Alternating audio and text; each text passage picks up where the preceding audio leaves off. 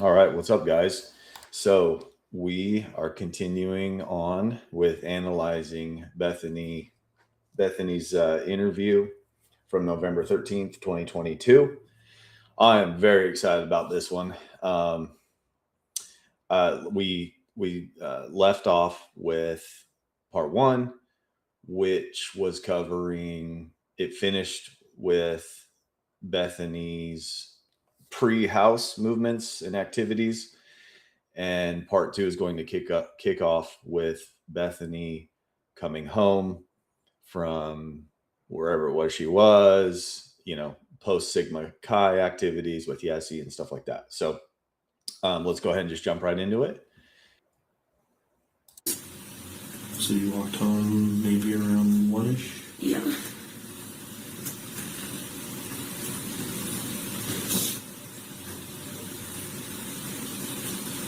Okay. What did you see when you got home? Me. We're sitting on the couch watching Vampire Diaries, and no one else was home yet. Mm-hmm. Okay. All right. Let me get over to. Here we go. Okay. Part two. And this is at 11 minutes, 20 seconds in the interview. So you walked home maybe around 1-ish. Yeah. Okay, what did you see when you got home? It's a fair question here by the investigator. It would be preferable to ask what happened rather than limiting it to what her eyes saw. But it's a fair question, okay? Me, Dylan, and Lakeland were sitting on the couch watching Vampire Diaries, and no one else was home yet. Now, we're going to assume this is Dylan and Lakeland here.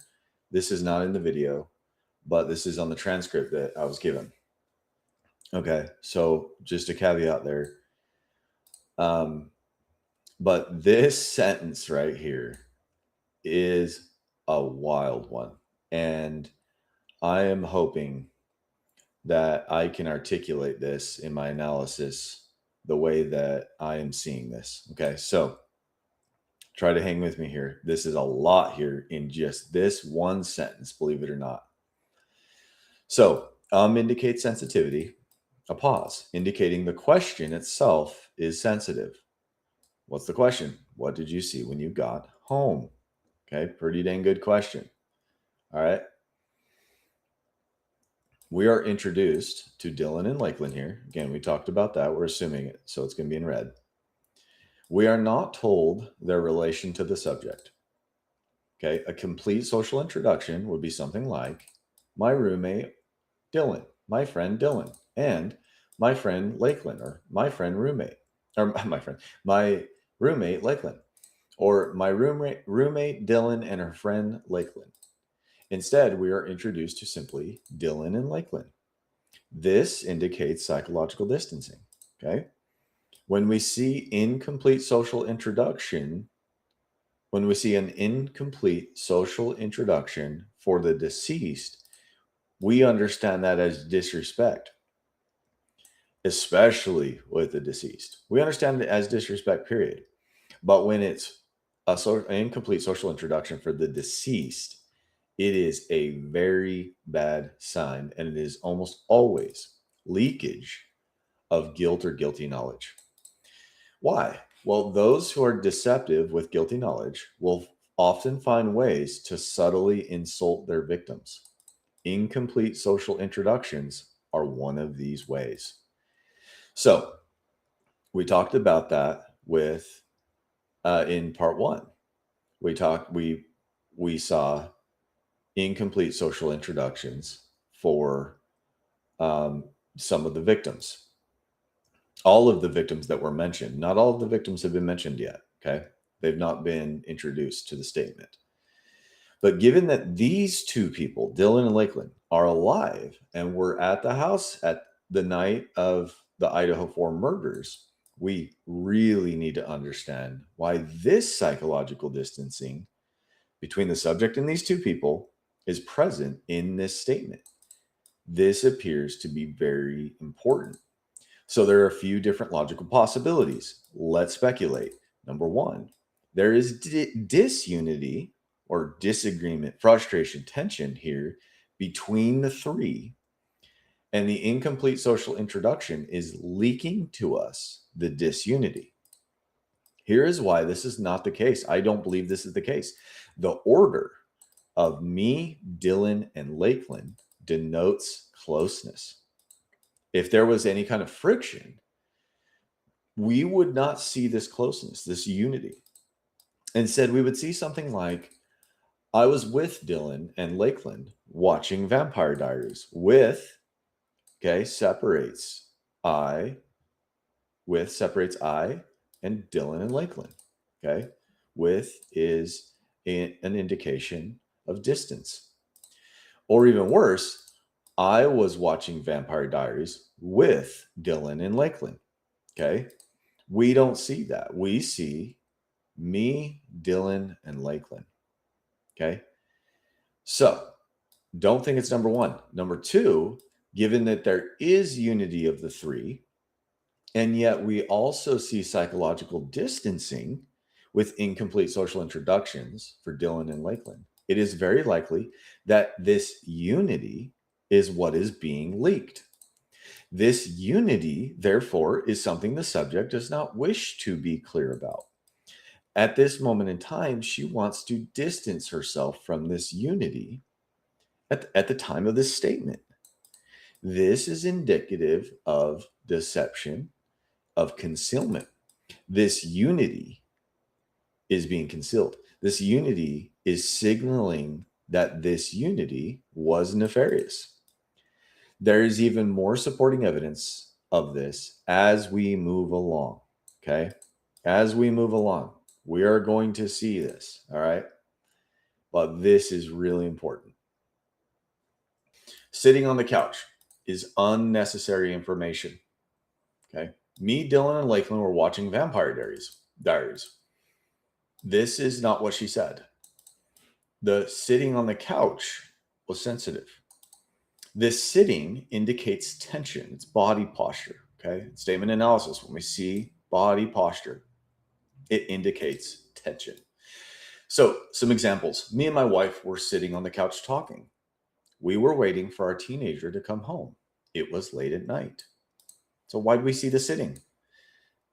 The tension is from the tension of the safety of our child. The sitting was not comfortable here. Okay. Even though it sounds like it. Me and my wife sat on the couch and talked. This was likely a tense conversation. Okay. So there's some examples. Back to the statement. It is very rare where people are watching a show standing up. We sit down on the couch and watch shows. We don't need to explain the sitting. Okay. The subject's brain marked the sitting because this was not normal sitting. There is even more here to corroborate the tension, and we may complete the full picture. No one else was home yet. This unity is being concealed, the tension and sitting, and no one was home yet. This is signaling that there was internal tension connected with the fact that no one was home yet. This is a cryptic signal of anticipation. This is a very bad sign, and we're on high alert and listening very closely. Me, Dylan, and Lakeland were watching a show is a simple statement and likely to be true. Sitting on the couch and no one else was home yet. Okay, looking at this statement here. Sitting on the couch and no one else was home yet is unnecessary information. Anytime we see unnecessary information, we need to pay attention to it as it is doubly important. Vampire Diaries is also unnecessary information. To contrast, the subject has concealed the nature of the subject's relation to Dylan and Lakeland, but is informing the sergeant of the exact title they were watching. Me, Dylan, and Lakeland were watching TV. This is not what she said. Vampire Diaries is very specific. The specificity further underscores the internal tension. Okay. The psychological tension. She remembers exactly what they were watching. This reminds me of a recent statement from Brandon Risner. The officer was looking for missing Aaron Davis, Brandon's best friend. And Brandon detailed not only had they been drinking the night before, they were drinking wine. And not only wine, but red wine. And not only red wine, but the red wine. Meanwhile, Aaron is missing. So it's a good example. It's an analogy here. We are getting certain specifics. Why? We have 4 victims that are deceased, and we are being told about Vampire Diaries. Unnecessary information. No one else was home yet. Okay, this is really important. Another piece to this is that we are told who wasn't home. Okay, no one else. This is negation. What we're told in the negative. Negation, things said in the negative, in an open statement, are flagged for sensitivity. Remember, the subject was asked for what she saw, not what she didn't see. Did the subject check each room when she got home? She is not telling us this. She is simply stating that no one else was home yet. This may indicate the subject was preempting a question here from the investigator. Had the subject said, I think no one else was home at the time, that may ease the mind of some concerns. But that is not what she said. There does appear to be some force here. Persuasion has a need to persuade. The force of this, combined with the potential preempting of the investigator's question, was there anyone else there? Brings concerns to mind. Who else was there? Had anyone else in the household already come home? Zooming out, the question from the investigator was, what did you see when you got home?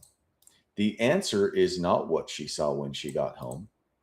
The fact that she is not directly answering the question further indicates that the question itself is very sensitive to the subject, further supporting the analysis above. She is not telling us what she saw. She is not describing to us, I walked in, I saw this person was here, they said blank, I said blank.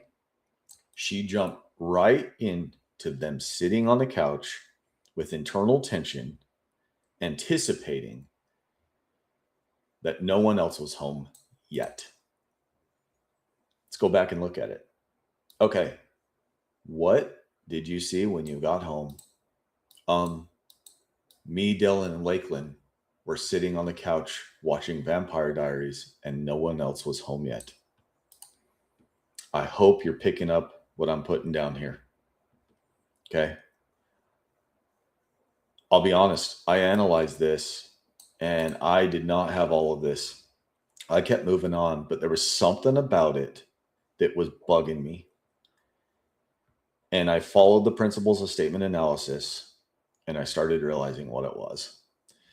So let's continue on.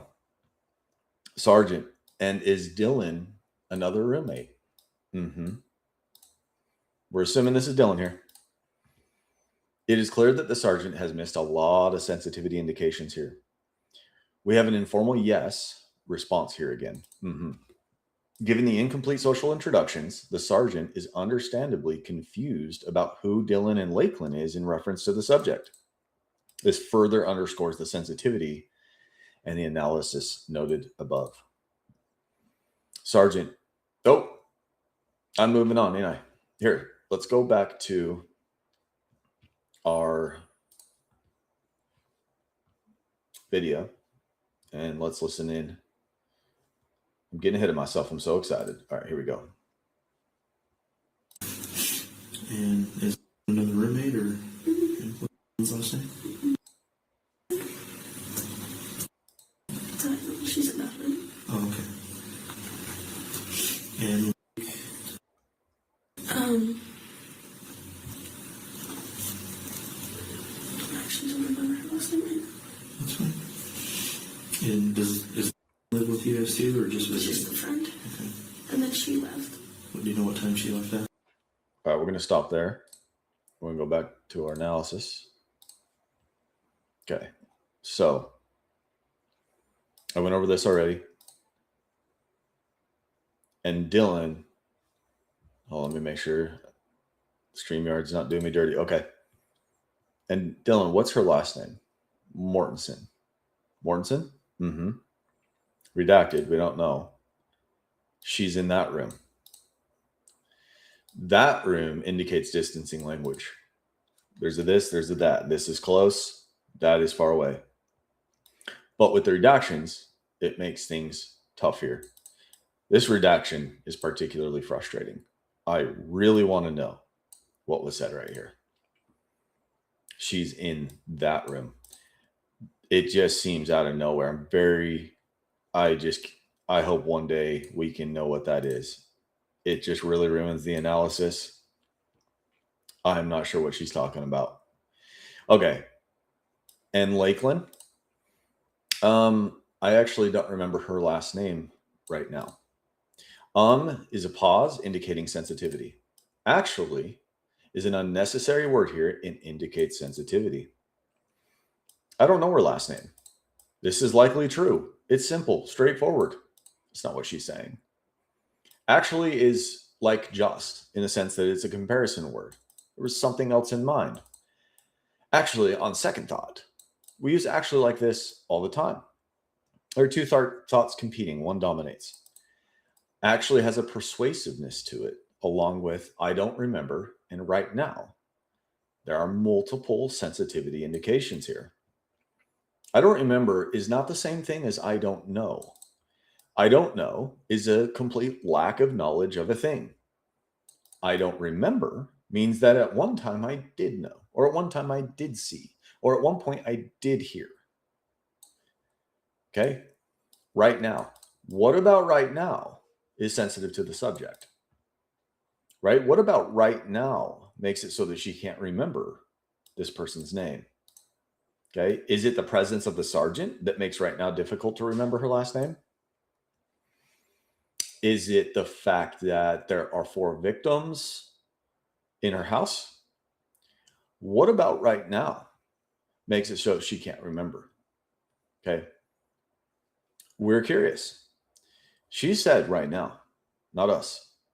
Remember a few moments ago, the exact title of the show they were watching. She remembered that. And that was important enough for her to share with the sergeant all on her own. But she cannot remember right now what Lakeland's last name is. I need to make Lakeland red. Earlier, we saw closeness and unity with Dylan and Lakeland. Me, Dylan, and Lakeland were watching. Right? That's what she said. And here's another potential psychological distancing with Lakeland. A hesitancy to offer a complete social introduction to Lakeland. And this underscores the analysis above. All right. Sergeant, that's fine. And is Lakeland living with you guys too, or just visiting? Just a friend. Given the lack of proper social introduction, the sergeant is confused, understandably. He doesn't understand who Lakeland is in relation to the subject. So he asks. He has likely missed the reasons why he must ask this question. He then asks an option question, giving the subject words, unfortunately. Living with you guys or just visiting? Contaminated that. Just here is parroted. Okay, so she parroted just in green. Excuse me. Just indicates refuting or minimizing or comparing 2 different ideas. So parroting or minimizing living with or visiting. She chooses not to say either and says a friend. Not my friend, not Dylan's friend, not our friend. Simply a friend. This further denotes distancing between the subject and Lakeland specifically. But it also potentially indicates distance between Dylan and Lakeland. Okay? Because she didn't say Dylan's friend. This signals the unity with all 3 that was sensed above. Okay? It's curious that she didn't take the opportunity to say just visiting. She could have parroted that. It was free. It was a freebie. Saying visiting may have been too sensitive for her to say. Is that because Lakeland wasn't just visiting and that's why she didn't want to say it? This is a bad sign.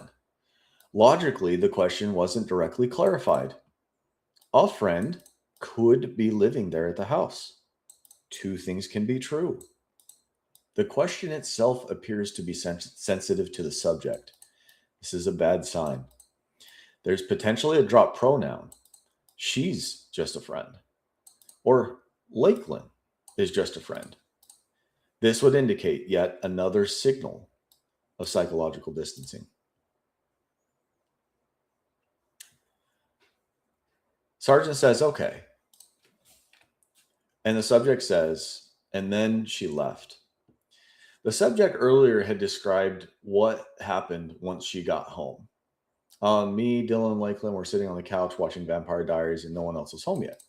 The flow of this was paused by the sergeant who asked some clarifying questions. Who is Dylan, Lakeland, spelling, relation, etc., right? It's important to remember the subject couldn't remember Lakeland's last name right now. Once the investigator got that information and said, okay, the subject on her own took the opportunity and said, and then she left. This indicates further sensitivity and potentially preempting any further questions regarding this time in the statement by skipping ahead or any more questions about Lakeland. This appears to simply be a deceptive tactic here. It seems the subject wanted Lakeland out of the picture as soon as the sergeant began putting her in view. Why would the subject want to do this? Considering the analysis above, it is unfortunately becoming clear. The sergeant, whether he knew it or not, is confronted with the fact that for the subject, Lakeland's presence and Dylan's and their activity is very sensitive here. We have observed now numerous signals that the subject is wanting to distance Lakeland from the situation and zooming out the three's activities. The subject is very likely protecting Lakeland's involvement here. Musing for a moment, if Lakeland merely came over and was watching a show with the two and eventually simply went back home, everything was truly normal, then why would there be this need to so quickly take Lakeland out of the scene? Okay. And then indicates a passage of time, which indicates missing information, which supports the propositions mentioned above. We have been on high alert now, and we're seeing a passage of time. This is simply a very bad sign. She is not specific, and again, denotes psychological distancing. Being objective, the sergeant was just asking about Lakeland, so she does make the most amount of sense here. However, there's a possibility that she is not, in fact, Lakeland, but someone else. It's merely a possibility. After all, the subject had also been talking about Dylan right before this. Two new names have recently entered into the statement. That said, a plain interpretation would be to understand this as Lakeland, just noting possibilities here. Remember, the subject deceptively concealed Maddie's presence earlier in the statement. We need to be on the lookout for more situations like that to make sure we're not interpreting the subject. Left indicates sensitivity about the leaving of Lakeland. Okay, then she left. Lakeland went home at blank time. This is not what the subject said. The leaving is what she recorded. Zooming out, essentially, regarding 1112 to 1122 King Street, all we know is the subject, Dylan and Lakeland, were watching the show. There was no one else home yet. The sergeant asked some questions about these two to clarify, again, because of the lack of complete social introductions. And as soon as she had the opportunity, the subject passed an unknown amount of time with and then, and Lakeland is out of the scene. She left. How much time passed after the subject got home and she left? This is simply unclear. It's important to note the brain is stressed. The brain is stressed by outright lying. Deception is 80% of the time omitting information. We are on high alert from earlier, and now we're getting exactly what we didn't hope for in the beginning. The subject has been talking us out of our presupposition of her lack of guilty knowledge and innocence, concealing the presence of Maddie, a victim, early in the statement, which was deceptive. Incomplete social introductions to the victims, signaling disrespect to the victims. Unity of the three, Dylan, Lakeland, and the subject. Indications of concealing this unity. High internal tension of anticipation of people coming home while all three are together. Then a sudden passage of time and skipping. Indications of protecting Lakeland's involvement and activity at the house. A great question here would be, okay, so let's back up a little bit. You're walking up to your house. Then what happened? All right, let's get back to the sergeant here. Live with you guys too, or just It was visit? just a friend. Okay. And then she left. Do you know what time she left at? No. But you were all watching. Vampire Diaries. Okay. And anything happened during that time period? We were just hanging out. Okay. Do you know who else was in the house at that time? No one. Just No one? us. Just the three of you? Okay. So, what? Let's go a little bit more then. What happened next? Maddie and Kaylee came home from the club. Left. All right. Do you know what time she left at? No. Denotes sensitivity of pause. We see a direct no here. This is not a mm-mm. This is the first time we've been confronted with a direct no so far in the statement. Okay, we are 12 minutes and 43 seconds in. Well, close to that. She apparently wanted that no to be clear. To be fair, we have not had an informal, we have not had an informal mm-mm in the interview either. We have been confronted with a number of mm-hms, informal yeses. So we don't have context in that sense. We aren't given even a possible time, a time range, and no apparent attempt to think through the night, recall any texts or phone calls or anything else to reference this part, this timeline that the sergeant's trying to understand. We also, again, don't know how the leaving occurred. Where was she when where was the subject when Lakeland left? How does she know that Lakeland left? Did she watch her? What was said in her leaving? We simply aren't given any details of the leaving. Again, this underscores the sensitivity here. That said, the question here is poor. Again, you're walking up to your house. What happened? Would have been a great question. Earlier in this interview, the sergeant was respectfully stubborn about finding out more about Bethany's whereabouts with Yessie. We're going to hope that he's as stubborn about finding out more about the current scene. And we're listening to the subject very, very carefully.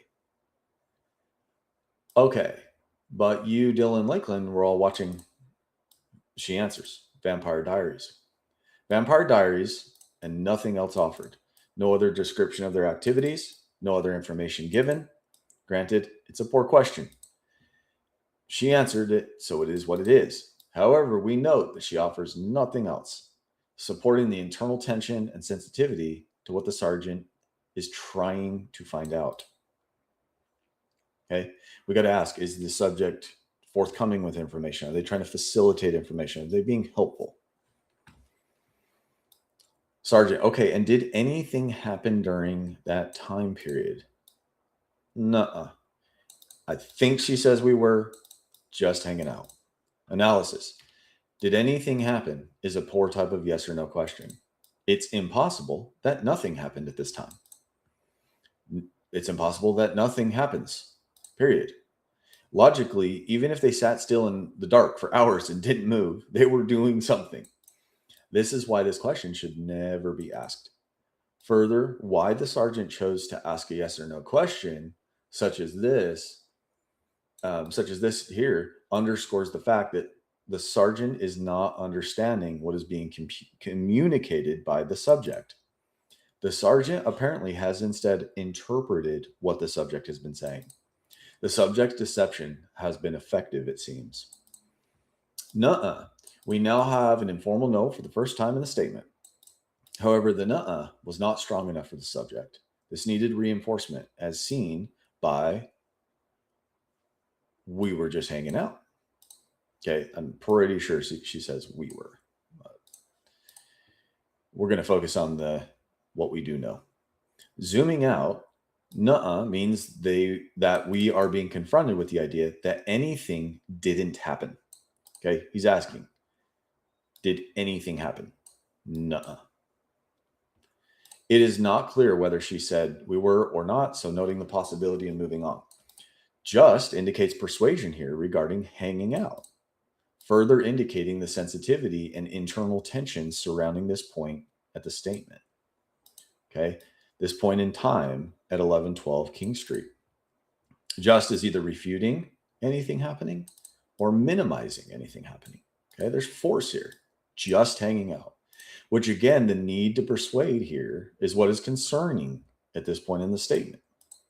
It is very clear from a logical standpoint and from an analysis standpoint that anything but nothing is happening at this point in the statement, this point in time on 1122 King Street. We also have a very important change in language here that cannot be missed. Okay. The subject has communicated only that they were watching Vampire Diaries. Now they were just hanging out, not just watching Vampire Diaries. Earlier, she was very specific. Me, Dylan, and Lakeland were sitting on the couch watching Vampire Diaries. Okay. And now they were just hanging out. So the question here is, what is it in the subject's mind that they weren't doing? Asked another way, if the subject said they were not just hanging out, then what exactly would they be doing? Okay, this is what's sensitive here. Hanging out is passive and unspecific, underscoring the sensitivity here and alerting us to deception. Okay.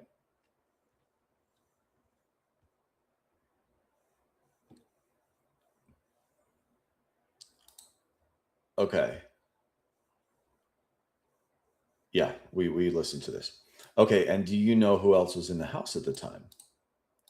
No one, just us. The sergeant asks the subject a yes or no question. The subject doesn't answer this directly, underscoring the subject's sensitivity to the question. This is a bad sign. We do not know exactly what at that time means exactly. Okay, he asks at that time. At what point is in his mind? The lack of clarity of what's being asked can lead to all kinds of miscommunications and misunderstandings. Really don't like that question. The subject answers with, no one, just us. She could have said things like, I didn't hear anybody else in the house or see anyone else in the house. Or, when I got home, this is what I saw, and beyond seeing this, I cannot be sure. Or, I don't believe anyone else was home other than us three because I heard our other roommates come in later. This is not what she's saying. She is displaying full confidence here, an almost omniscient view. She doesn't tell us how she knows this, but it seems she knows this. And she is forceful and strong about this notion. And persuasion has a need to persuade. There's a wide open door here for the possibility that there were others there at this time, whether guests or anyone part of the household, living or not living. Just here minimizes or refutes that which was in front of it. No one. Okay? And then the word us. Who is us here? The subject doesn't specify this. She wants to specify forcefully that there was no one else. But she doesn't specify who us is. Earlier in the statement, Lakeland left. Right? So does this mean that us here is the subject and Dylan? Again, she doesn't specify. This word us here alerts us of potential deception and concealment. Like mentioned earlier, we are going to be on the lookout for this. The sergeant then asks no one, just the three of you? The sergeant seems to have picked up on the problem here and asks for clarity. The sergeant had in mind before Lakeland had left. See? So now we get a little more clarity as to at that point means. The subject answers with an informal yes. Mm-hmm. Okay, so let's get a little more then. What happened next? Maddie and Kaylee came home from the club. Lakeland left. What happened next is a tool in investigators, law enforcement is in their bag that needs to be used all the time. I wrote that crappy. Instead of timelines and locations being the primary focus and goal of interviews like this, the subject sensitivity indications, the truthfulness of the words and sentences they use should come first. Is this person a truthful person or a deceptive person, essentially? The subject's priorities, things like that, that needs to come first. Simply allowing the subject to communicate from FAP, free editing process, until they are done detailing everything is the best way to find out so much about the subject. For if a law enforcement officer is interviewing a deceptive person and is writing down timelines and locations and using those as baselines for their investigative work, they will waste precious time, and it may even lead to incorrect conclusions and poor interpretation. Oh my goodness, I'm butchering this. It may even lead to incorrect conclusions and poor interpretations of evidence, etc. There's always a time to go back and ask for clarity on things, to ask for timelines, to ask for all that. Consider this. If the subject is found to be deceptive, then the focus completely changes, and what they're looking for might be right in front of them already. Okay? I'm off my pedestal. Back to the statement. The subject had some freedom to choose where she could start here. What happened next? As much as what happened next is a good question, there wasn't clarity as to where exactly we were in the retelling of the past. Okay. So the sergeant and the subject were somewhere around the time Lakeland was there and where she left. Okay. So somewhere around there, right? We're kind of losing track of where exactly these two people are, where the sergeant is. All right. So the sergeant and the subject were somewhere around, the time Lakeland was there and where she left. Was the sergeant still thinking of the moments when Lakeland was there and he was asking what happened next after they started watching Vampire Diaries? We're not exactly sure. And the lack of clarity in this sense allows for the subject to seemingly move right on past and focus on the next scene, the arriving of Maddie and Kaylee. Okay, so I don't have this noted here, but that's another deceptive tactic here. Okay, indicates sensitivity towards the question itself. It's a pause. Maddie, as a reminder, her very presence was concealed earlier in the statement, which was a major red flag. She is now reintroduced along with a new person, Kaylee. Kaylee is a victim and is now deceased. We're paying very close attention to how the victims are introduced to the sergeant from the subject. Kaylee is not given a complete social introduction, which is another major red flag. We are signaled that the subject has a poor relationship with all 4 victims now. An incomplete social introduction is a sign of disrespect. And I feel like I have undersold this. Okay. An incomplete social introduction is a sign of disrespect. Anytime a subject signals insulting, even very subtle insulting towards a victim, especially a deceased victim, that is a major red flag. This is understood to be leakage of guilt or guilty knowledge regarding the deceased victim. Okay. Those with guilty knowledge will very often find ways to subtly insult or disparage their victims. The subject qualifies herself here for all 4 victims. Okay. Came home is not specific in the sense that this is narrative. This is not observation. Okay. I heard Maddie and Kaylee arrive. They walked upstairs into the living room, and Kaylee watched the rest of the show with us, and Maddie went upstairs. She's not telling us anything like this. Okay. So we're on alert for scripting. Okay. Scripting here. All right. Narrative. Okay. Storytelling. Not observational telling. Not retelling the past. Not going back in experiential memory. Recalling, going back into historical present tense. Stuff like that. We're on high alert for scripting. From the club, this is unnecessary information. Okay. Where she says Maddie and Kaylee came home from the club.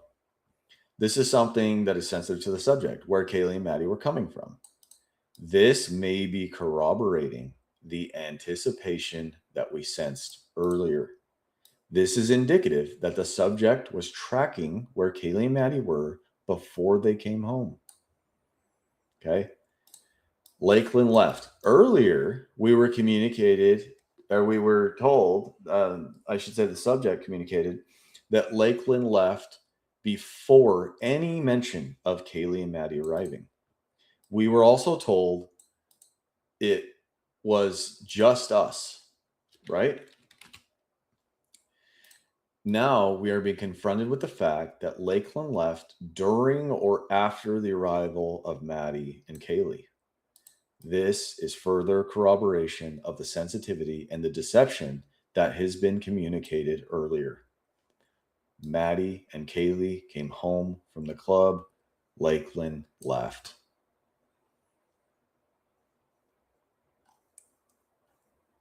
All right. Let's get back to our video.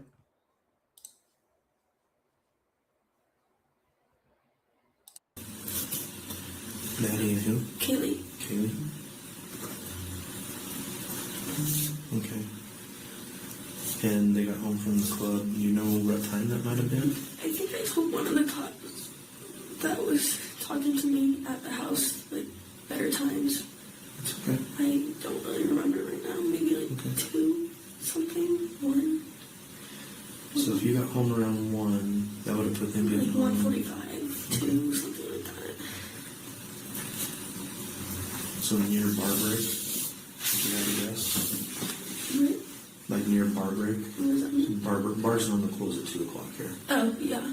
They went to grab Chuck after, so I Okay. don't know. Okay.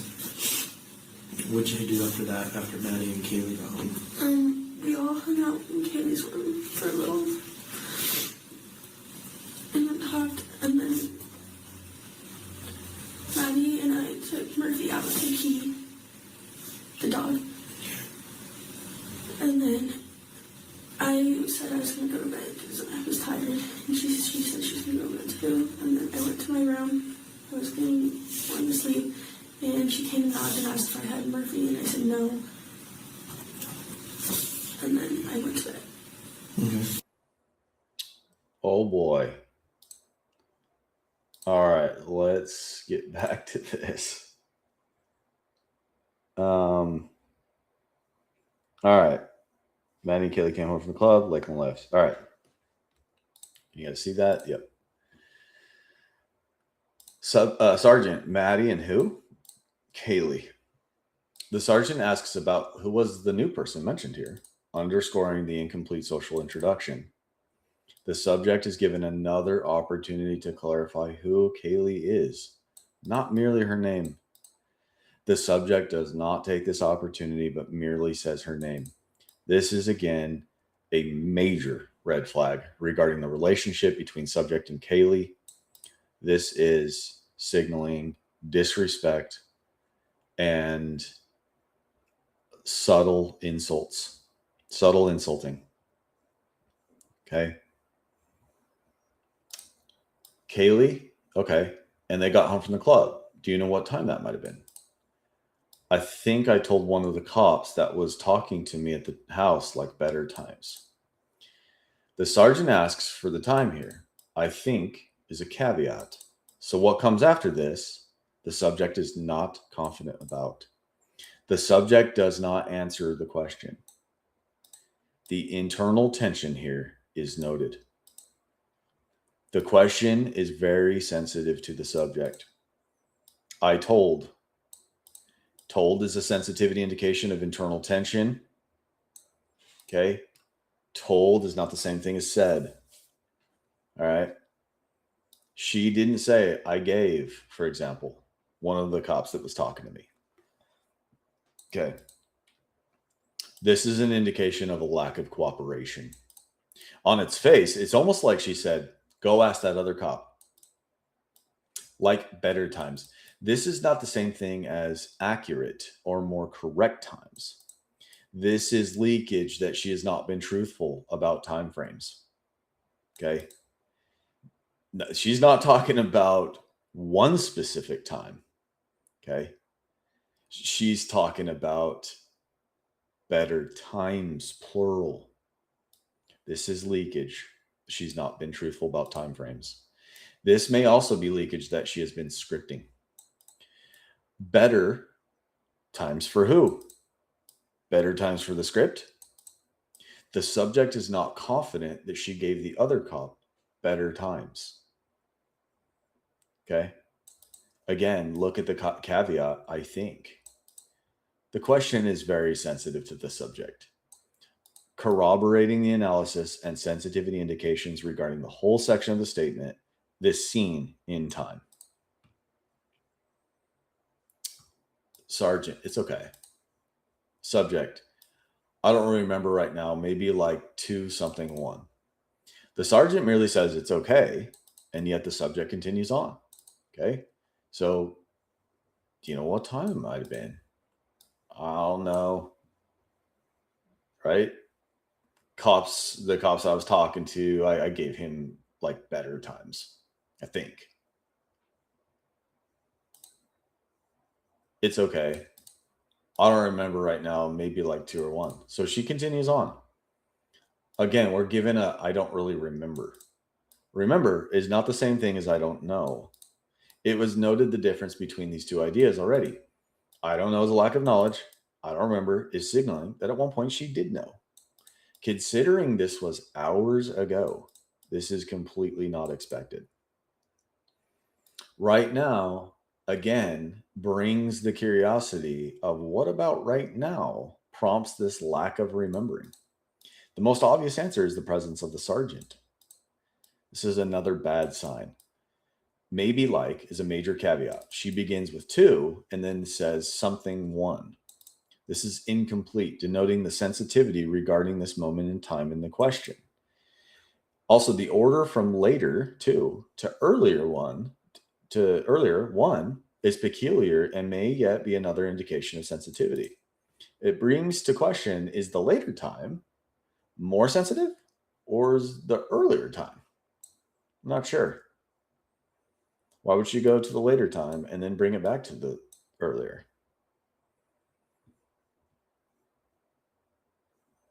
For me, I can't say which one is she? Is there persuasion here? Is she trying to push it out later? Is she trying to push it in earlier?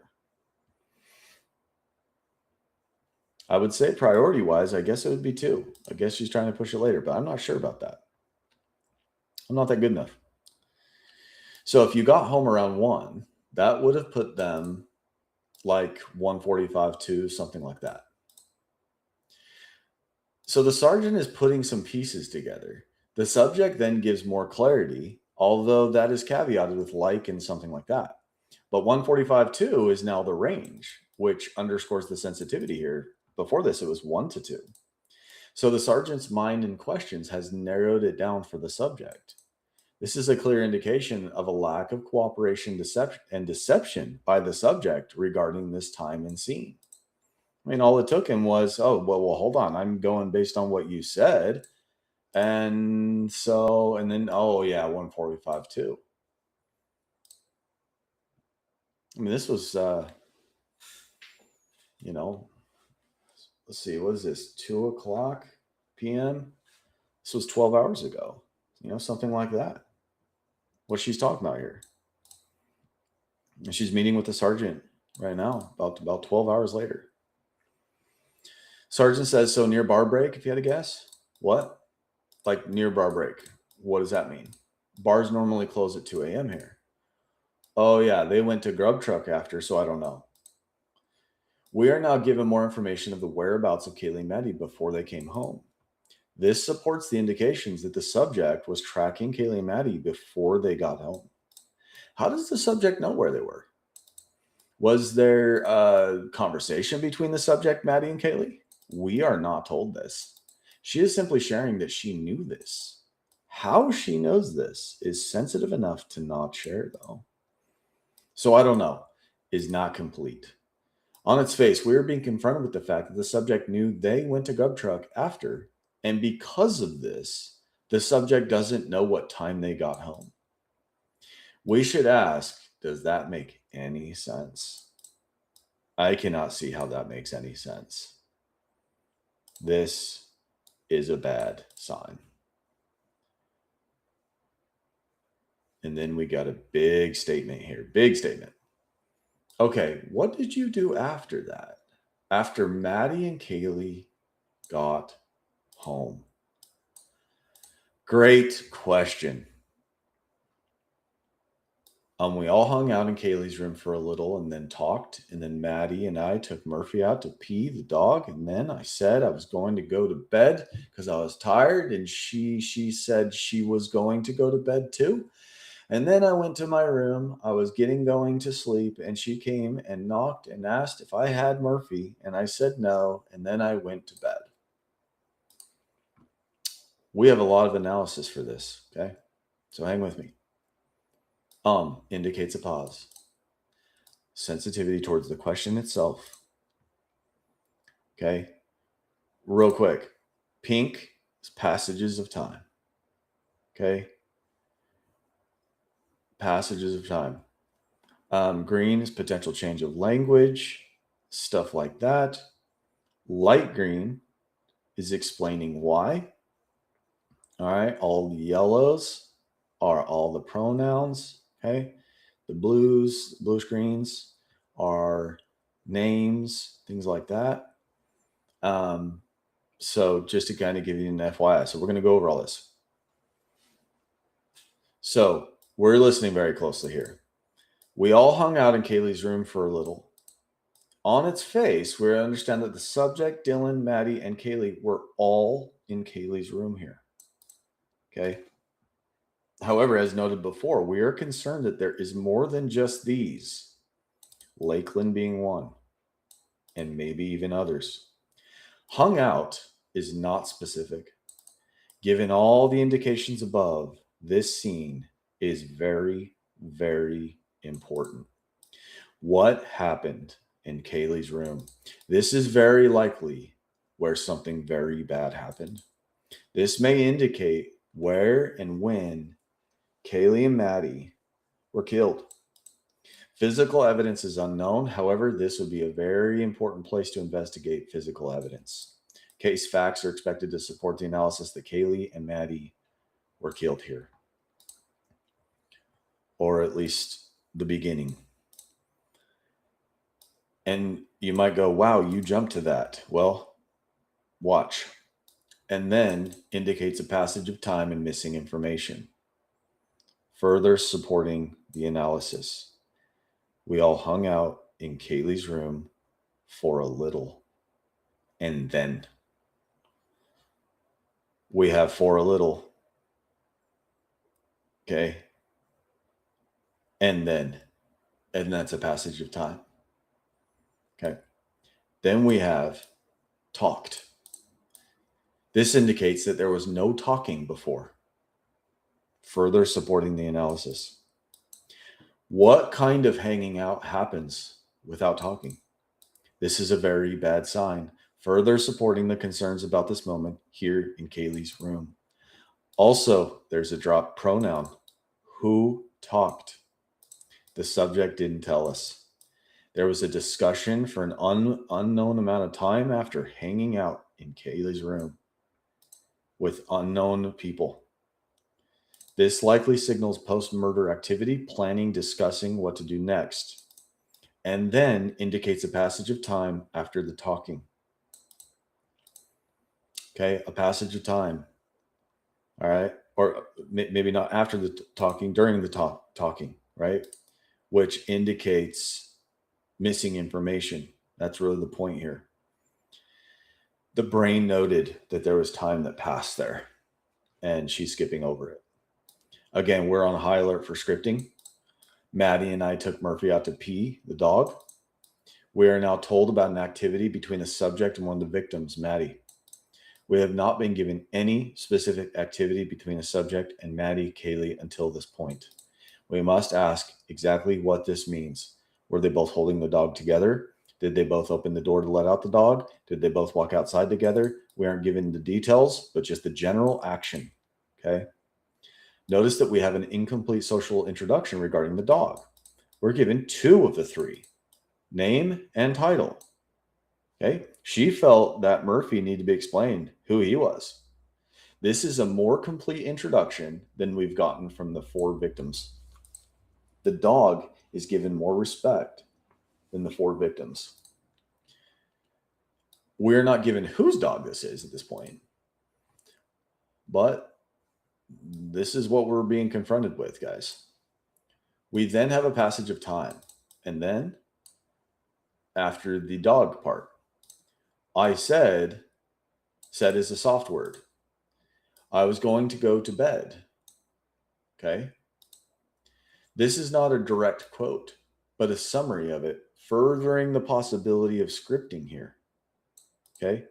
We're also confronted with an explanation as to why the subject said she was going to go to bed. The subject feels the need to explain why she was going to go to bed. This is actually really important. I missed this. I'm actually paying attention to this right now as I'm analyzing, as I'm talking about this. This is unnecessary information. Okay, explaining why. Right? So I said I was going to go to bed because I was tired. She feels the need to explain why she said that. Okay. One thing though, before I forget, I said I was going to go to bed. So this is something Peter Hyatt taught me, is 5 baseball players are out on a field and one of them says, I'm going to go home. How many are left? Well, there's still 5. Just because they said I'm going to go to home. I'm going to go home. That doesn't mean they've left. The exact definition, the exact one that he gives is 5 baseball players are on the field and one of them decides to go home. How many are left? The answer is 5. Just because someone made a decision, that doesn't mean that they've actually acted on that decision. So we have here, and then I said I was going to go to bed. Okay.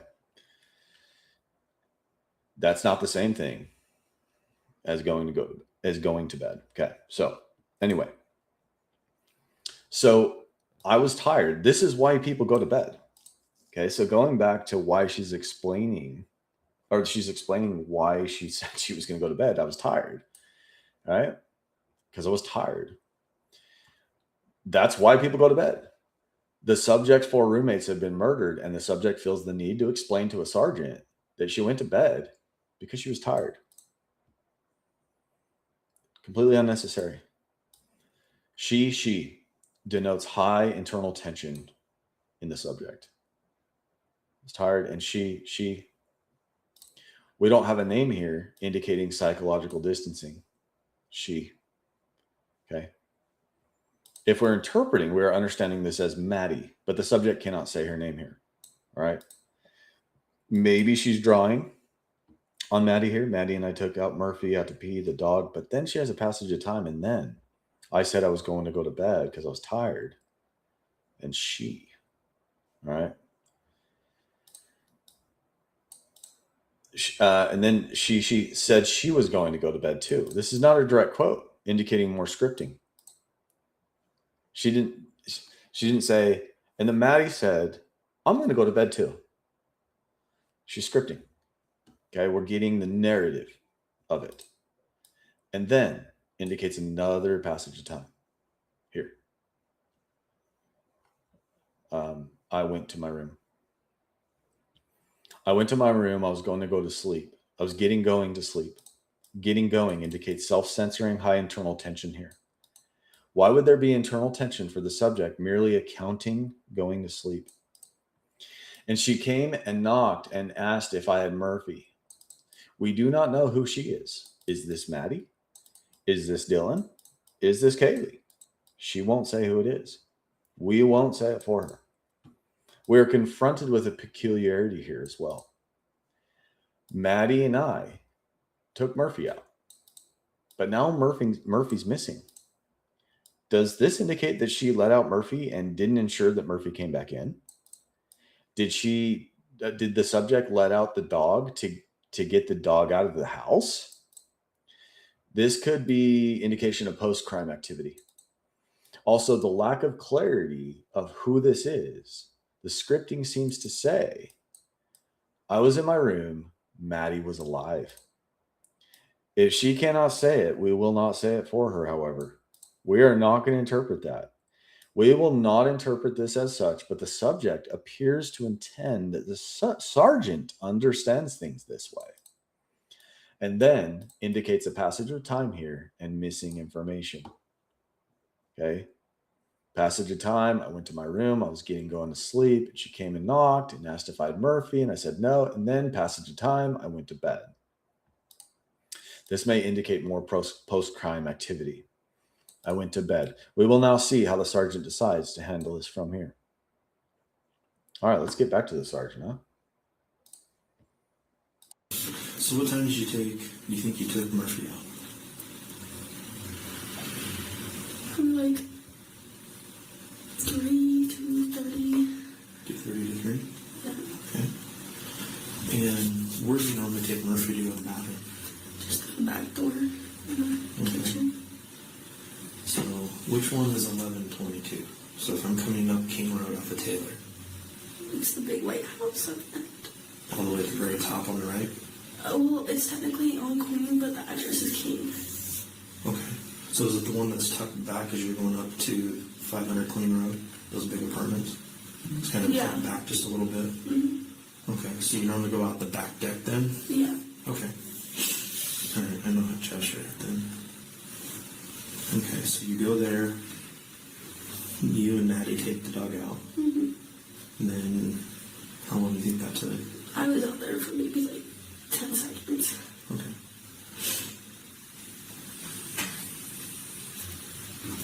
Okay. So then you both come back in. So you and Maddie both I come came back in in. before she did. Okay. Did Maddie still have the dog then? Yes, I think so. So you went out for a little bit, came back in. Do you know what time Maddie came back in? Mm-hmm. And you went straight to bed when you came back in? Mm-hmm. Okay. How long after you went to bed do you think Maddie came in? Actually, I came in, grabbed some chips, went to my room, and watched the show for a little, and then I went to bed. What were you watching? All right.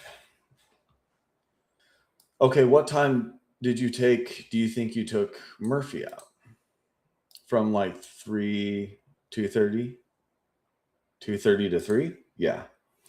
The sergeant wants to know what time was it when the subject took Murphy out. Notice he backed up and asked, do you think?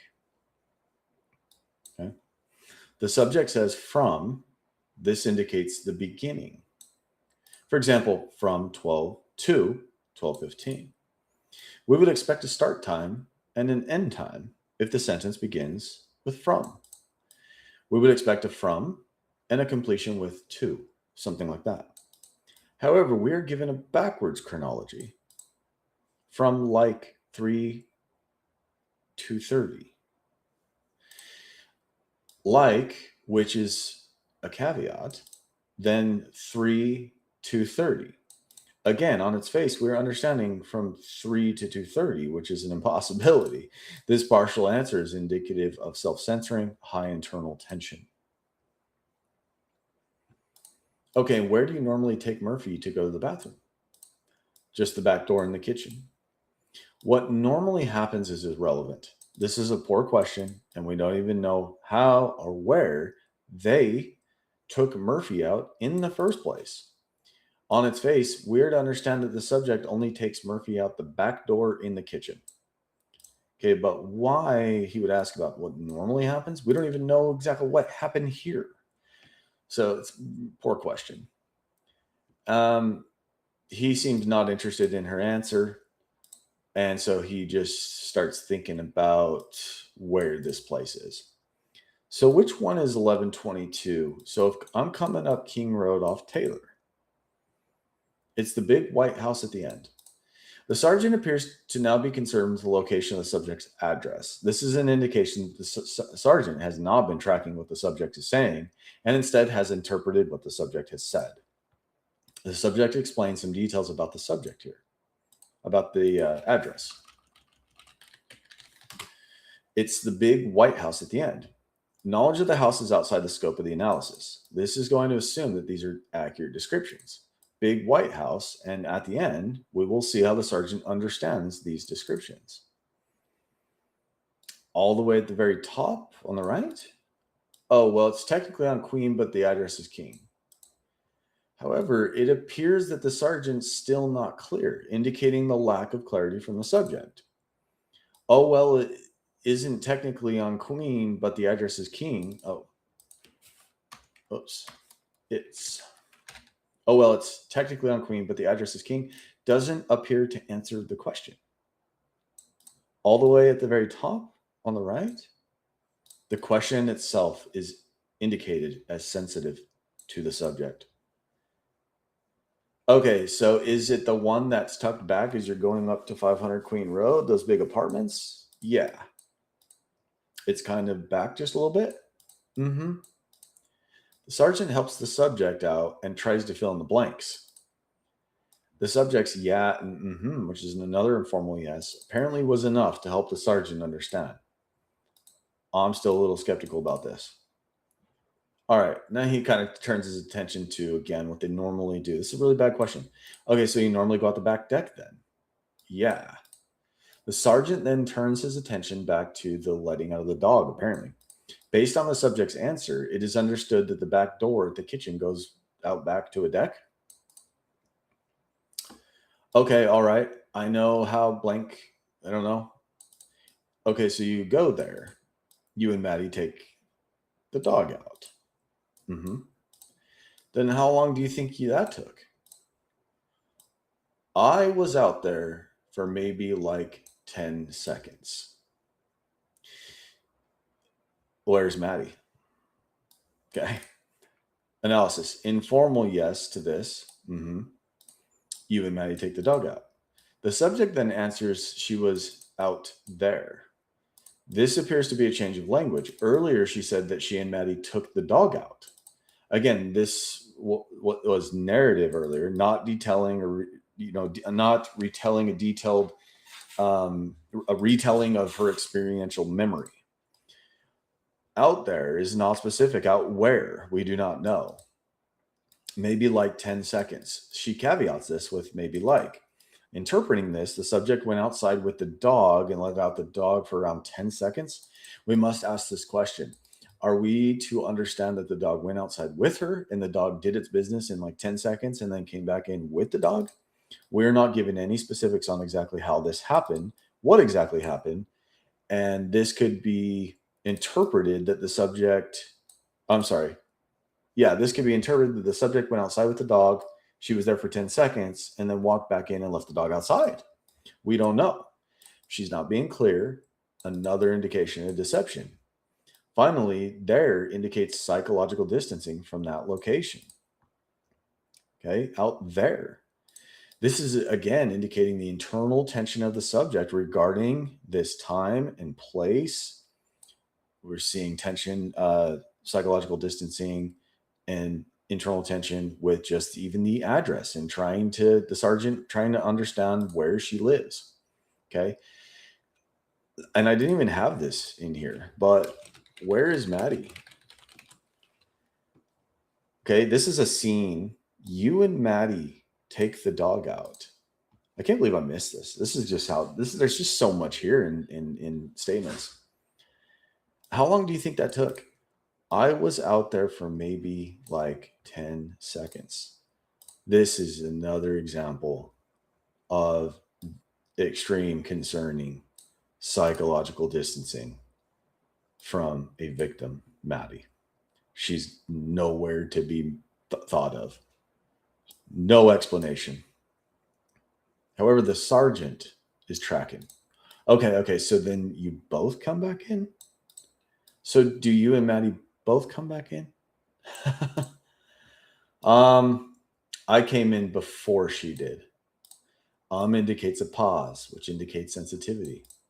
Now we're signaled that Maddie and the subject and the dog went out there, and that the subject, after about 10 seconds, left Maddie and the dog outside. However, this is not what she's saying. We don't interpret. The subject does not say the name. Instead, she goes with she. It is noted that the subject is detailing that they came back in at separate times. This could be leakage of the psychological distancing between the subject and Maddie. Separation is what we're seeing here. Okay, did Maddie still have the dog then? Yes. Oh, wait. She then goes, I believe so. A yes is not a yes, not an informal yes here, but she couldn't commit to yes. So she caveats with, I believe so. And I just want to apparently, if we're interpreting, she's not being clear. She goes out there with Maddie and the dog. She goes out there for 10 seconds, comes back in. She goes in before Maddie. And she believes so that Maddie still had the dog. What? She's being deceptive. This is likely, she's caveating. She's not sure if she wants to go with the story. Okay. She doesn't want to be pinned down on anything. So you went out for a little bit, came back in. Do you know what time Maddie came back in? I mean, the sergeant's confused. Nuh-uh. The subject cannot give her direct no, but only an informal no. The subject doesn't offer any context, anything that happened around it, any support for any reason to think that it may be from blank to blank. Nothing. Just nuh-uh. And you went straight to bed when you came back in? Mm-hmm. Let's go back. Analysis. Let's go back. You enter Kaylee's room. What happened? Let's go back to you leaving Kaylee's room. What happened? The sergeant instead just asks a yes or no question if she went straight to bed when she came back in. The sergeant is giving the subject words here. The subject doesn't take the offer to parrot the sergeant's words and can only make the noise mm-hmm instead of a yes. Again, no explanations, no context given, no help in facilitating the flow of information here. Okay, bad question though, given her words. And now we have a big one. Okay, how long after you went to bed, do you think Maddie came in? He really wants to know what's going on here. You got Maddie outside and you won't tell me when she's coming in or anything. I mean, this is really throwing him for a loop. Watch this. How long after you went to bed, do you think Maddie came in? Actually, I came in, grabbed some chips, went to my room and watched a show for a little, and then I went to bed. She does not answer that question. This is a deceptive tactic. She instead goes back and clarifies the answer to the question before it. She does not answer this question. This underscores, highlights, bolds, all caps. This is very sensitive question to the subject. And think about all the sergeant is doing is asking her after you went to bed, I'm sorry, after you came in, how long until Maddie came in? Why would this be so sensitive to the subject? The answer here indicates high internal tension. Okay. She's being deceptive. Actually connects, if we're understanding this properly, with straight to bed. Okay. So the subject's actually is similar to just, in the sense that it is indicative of comparing one or more thoughts or phrases. Actually, I did not go to straight to bed. I came in, grabbed some chips, went to my room and watched a show for a little, and then I went to bed. This would be interpreting, so we aren't going to say that for her. But additionally, we have to at least acknowledge the possibility that actually may be in reference to the earlier account regarding Maddie and taking the dog out. We aren't sure about that. Okay. We don't know. She's not answering the question. She's thinking about something else. I came in. So there's some parroting here. Okay. Came in. You went to bed. Do you think Maddie came in? We have some missing info regarding location here. We aren't sure where she's coming in from or coming into. Actually, I came in, grabbed some chips. We potentially have a missing pronoun here. She may have dropped I. We aren't given the exact brand or style of chips. Do we know if she grabbed a handful of chips, a bag of chips? We don't know. Went to my room. This is also likely a dropped pronoun. I went to my room. Instead, she drops the I, indicating psychological distancing. Okay. Possible deception. And watched a show. We also here have a potential dropped pronoun. I watched a show. It'd be very likely to be true. But she's taking I out. She's not being clear. She's not being confident in these. I came in. Okay, fine. I came in. Grabbed some chips, went to my room and watched a show for a little. And then I came back in. I went to bed. I came in. She's confident in that. Likely to be true. I went to bed. Likely to be true. All these other things, I don't know about that. Okay. Here, we don't know what show she watched. She detailed earlier that she was watching Vampire Diaries. We can now see a contrast here between the two scenes. The first had indications of tension, anticipation, and here we don't have the specifics of the chips or the show. It was simply a show. Okay? Simply a show. Some chips, right? We don't have the specificity. We don't have the tension. Compared that to, what does she say? The sergeant asked, hey, when you got home, what did you see?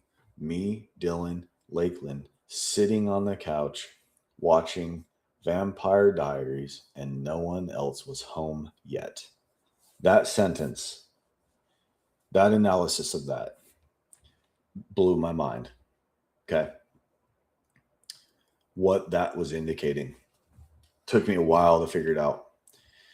For a little. So she specifies that it was only for a little bit where she watched a show, which is a subjective term.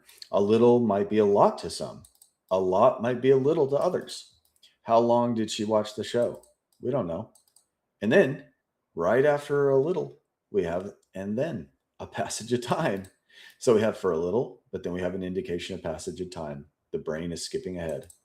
This may indicate deception here. I went to bed. She then apparently went to bed at this point. Zooming out, she chose to share some information about the night, and in one sense, this would be a good thing. However, we must consider that this specificity comes with dropped pronouns, lack of specificity that is different than how specific she has gotten regarding other parts of the statement, like the Vampire Diaries, and worse, this extra information she chose to communicate doesn't specify anything regarding the conversations, interactions, or clarity regarding the victims. Her priority is clear. We also have a change here in her account. Earlier, she said, Maddie and I took out Murphy took Murphy out to pee the dog. And then I said I was going to go to bed because I was tired. And she said she was going to go to bed too. And then I went to my room. I was going to sleep. And she came back and knocked and asked if I had Murphy.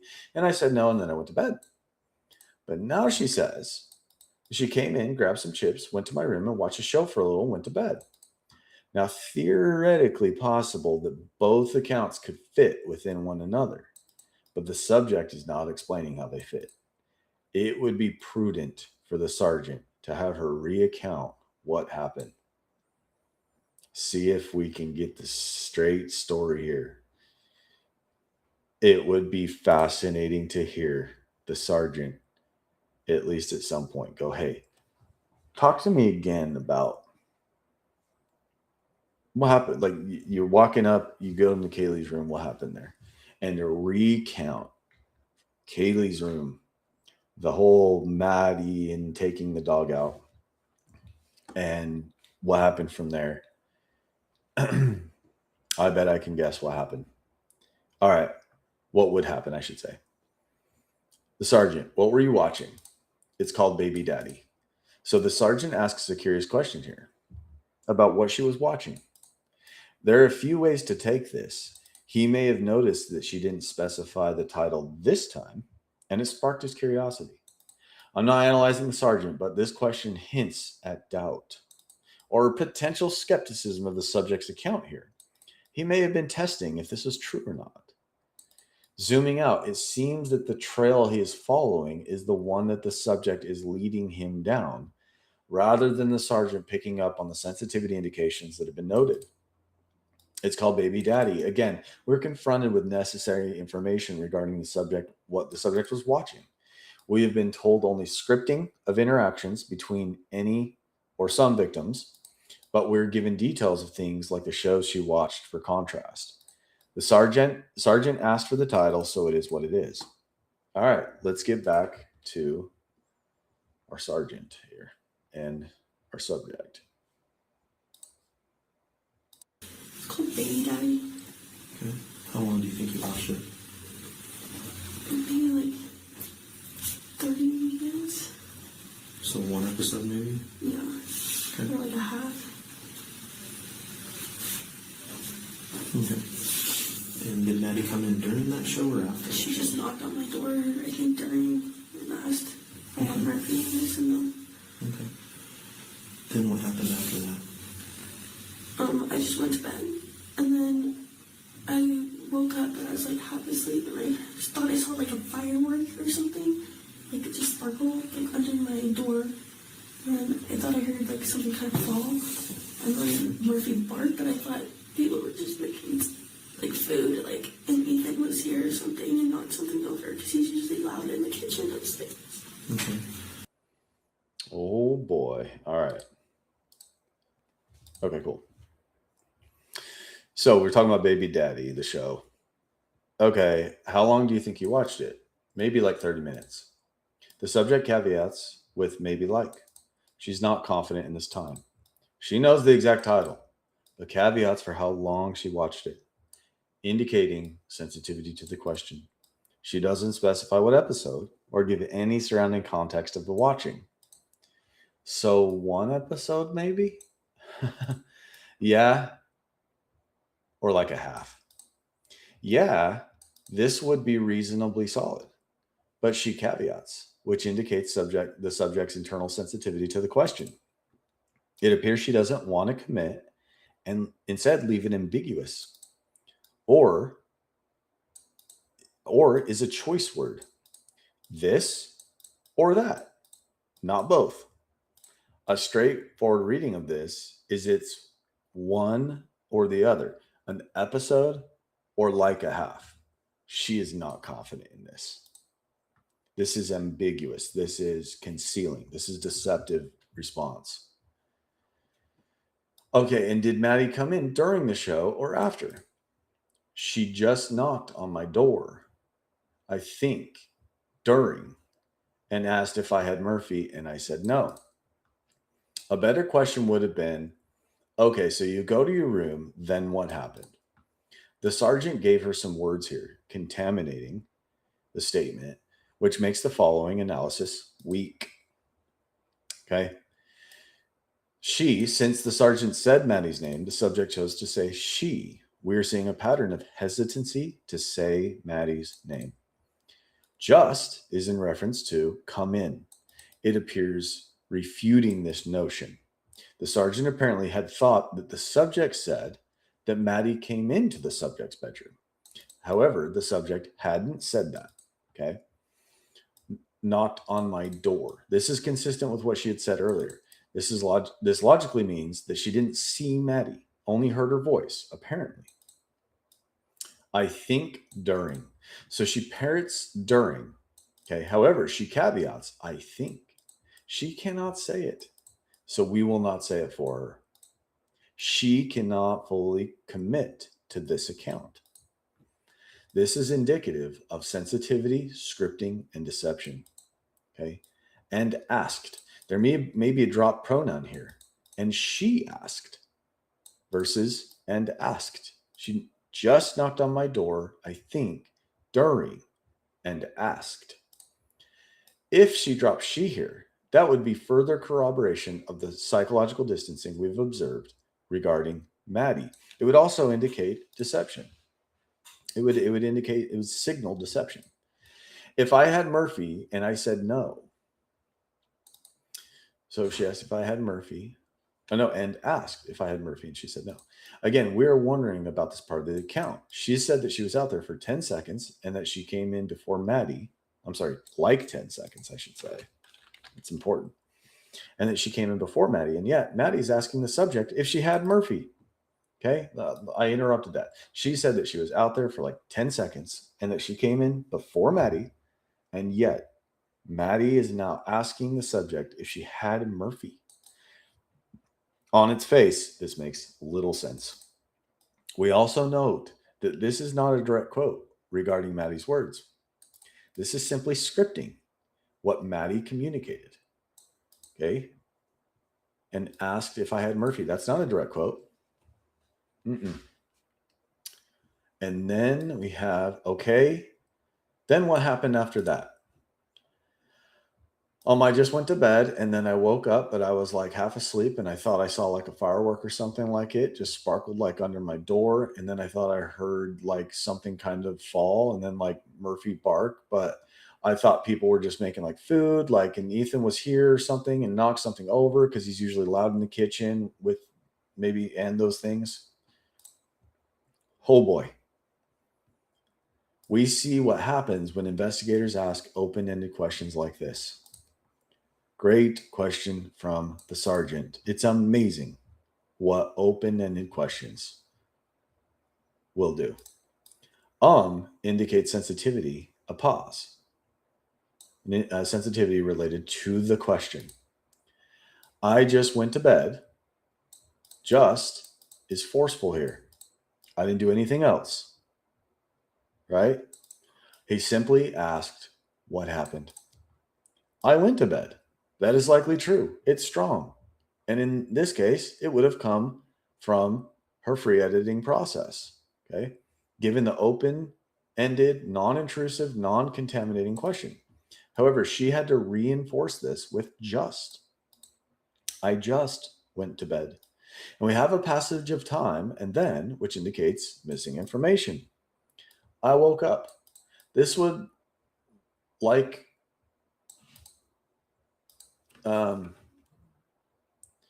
this would be a simple statement and likely true. There we go. However, she then caveats it with, but I was like half asleep. But refuses or minimizes, I woke up. She is saying she was not fully awake. However, she caveats this with like half asleep. I was half asleep. Would have been fine on its own, but she couldn't say that. Okay?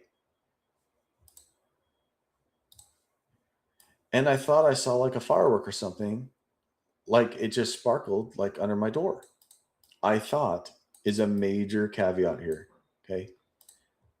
A major caveat. I saw a firework. That's not what she's saying.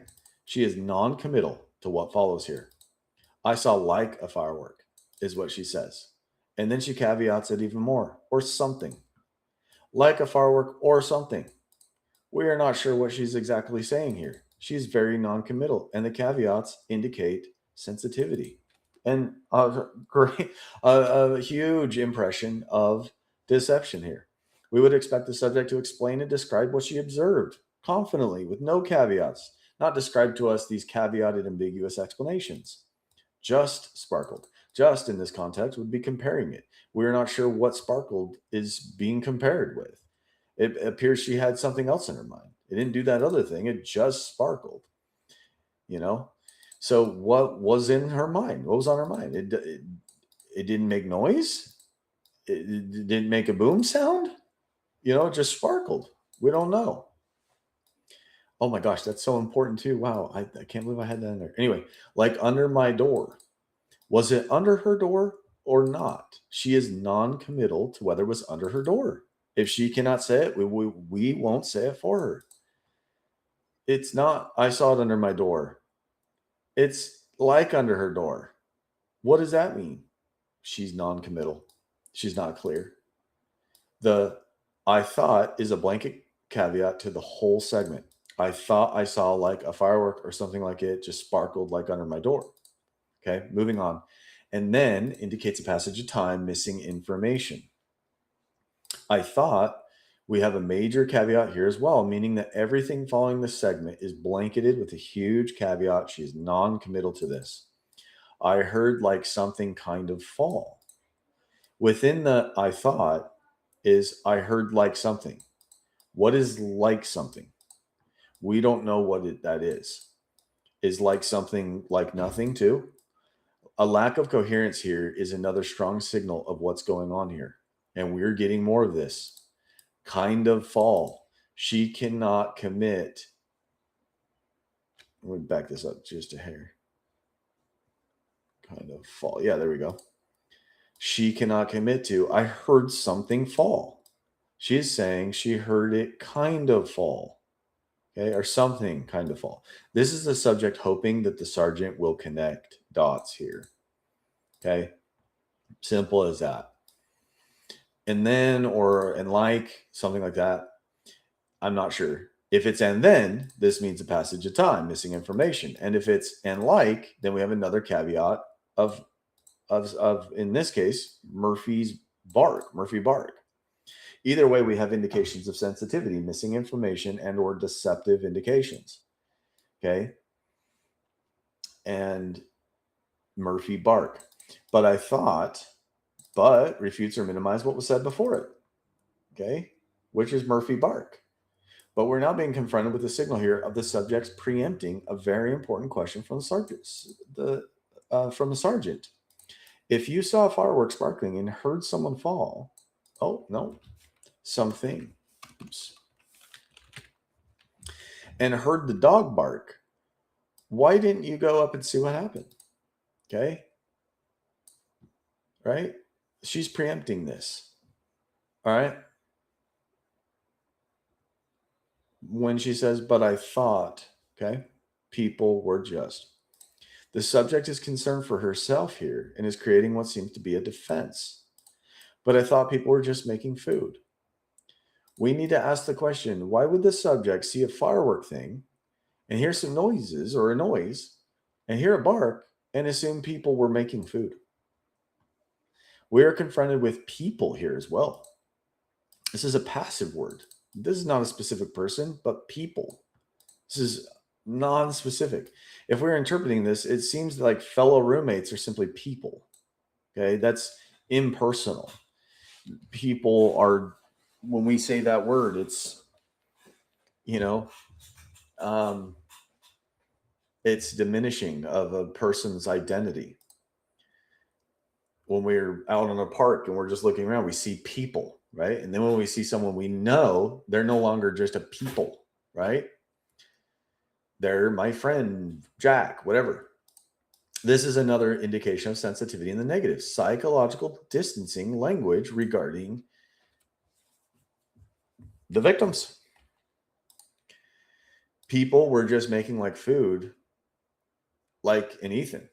The likes here is an indication of strong internal stress or tension, okay, by the repetition. Notice she is saying like food. She didn't think people were making food. She thought people were just making like food. Okay. So imagine what that is. I don't know what that is. And then Ethan was here or something. We have Ethan is being referred to in the past here, which could be leakage of knowledge that he was deceased at this point. Okay. Just throwing that out there. At the time, I thought Ethan is home. This is not what she said. We're not going to interpret, but simply note the possibility of her mentioning Ethan in the past. She caveats as well with or something. Okay. She thought that Ethan was here or something. She is floating out so many possibilities here. This is indicative of deception. There is possibility that the subject is looking for the sergeant's response here to see which one the sergeant deems is more realistic. Okay. Here we are confronted with even more concerning language.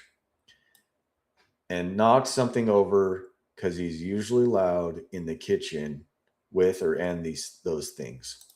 Again, those with guilty knowledge will oftentimes in an open statement find ways to insult their victim or victims. Here we are being confronted with a subtle insult of Ethan. If you want to call it that, I'm being generous, I guess, for some reason.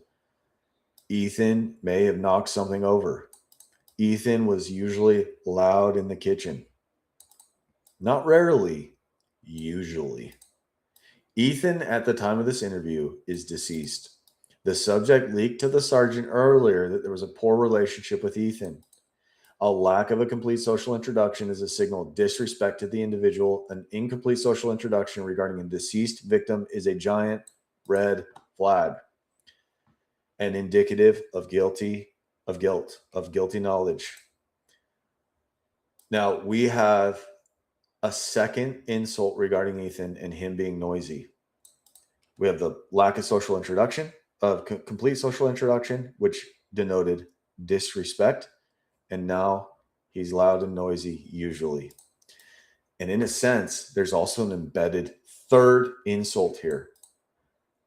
This is my quote, but bear with me. I wasn't concerned about anything. I didn't call 911. I didn't do anything to possibly save Kaylee's, Maddie's, Xana's, and or Ethan's lives because I just assumed it was Ethan being loud again, knocking things over. So it's his fault why potentially they all died. If he hadn't been so usually noisy, maybe I could have done something. Also, the subject preempted the question from the sergeant. Why would you think it was Ethan who knocked something over? Okay. She preempted that. Ethan was here or something and knocked something over because he's usually loud in the kitchen. Right? But I thought people were just making food like an Ethan was here or something and knocked something over. Well, why would you think that, subject? Because he's usually loud in the kitchen. She was preempting this. Okay. Which this is a major sensitivity indication. Preempting. With and those things, something like that. I don't know what she says here. It's one of those two words. It sounds like something like that. Those things, though. This is psychological distancing language. What exactly are those things? The subject is not telling us what she has in her mind. She, it seems, is hoping the sergeant will fill in those blanks. This is deception. Zooming out, we have just about everything blanketed with caveats, what is like and kind of, and I thought, and like this, and kind of like that, and maybe something, I thought, maybe, but he is usually loud in the kitchen. That's not caveated. Sorry, that was loud. Okay, let's get back to these two. So what do you mean? So what do you mean by you heard a firework? It sounded like a little firework, and then there was like a spark. I'm like by my I'm on the bottom floor. Okay. And so it kind of looked like it came down there, but I don't know.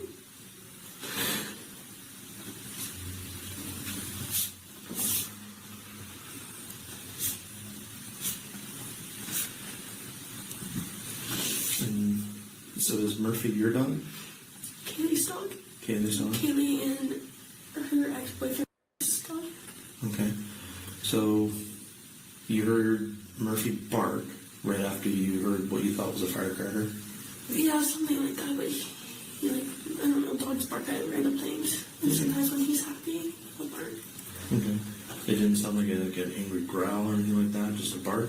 I don't really know. I was like half asleep. Okay. It just sounded like a bark. So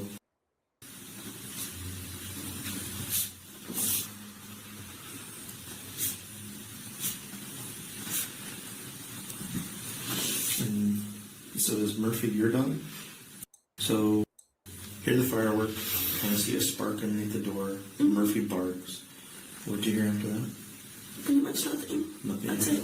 Okay. And you thought maybe someone was just in the kitchen at that point? Yeah, just like someone accidentally fell into the table or something. Okay. And she was like, with my baby. Do you know? Okay. Okay, so what do you mean you heard a firework? It sounded like a little firework, and then there's like a spark that went by my, like I'm on the bathroom floor, and so it kind of looked like, I'm sorry, the bottom floor. And so it kind of looked like it came down there, but I don't know. It's a well-worded question. What do you mean by heard a firework?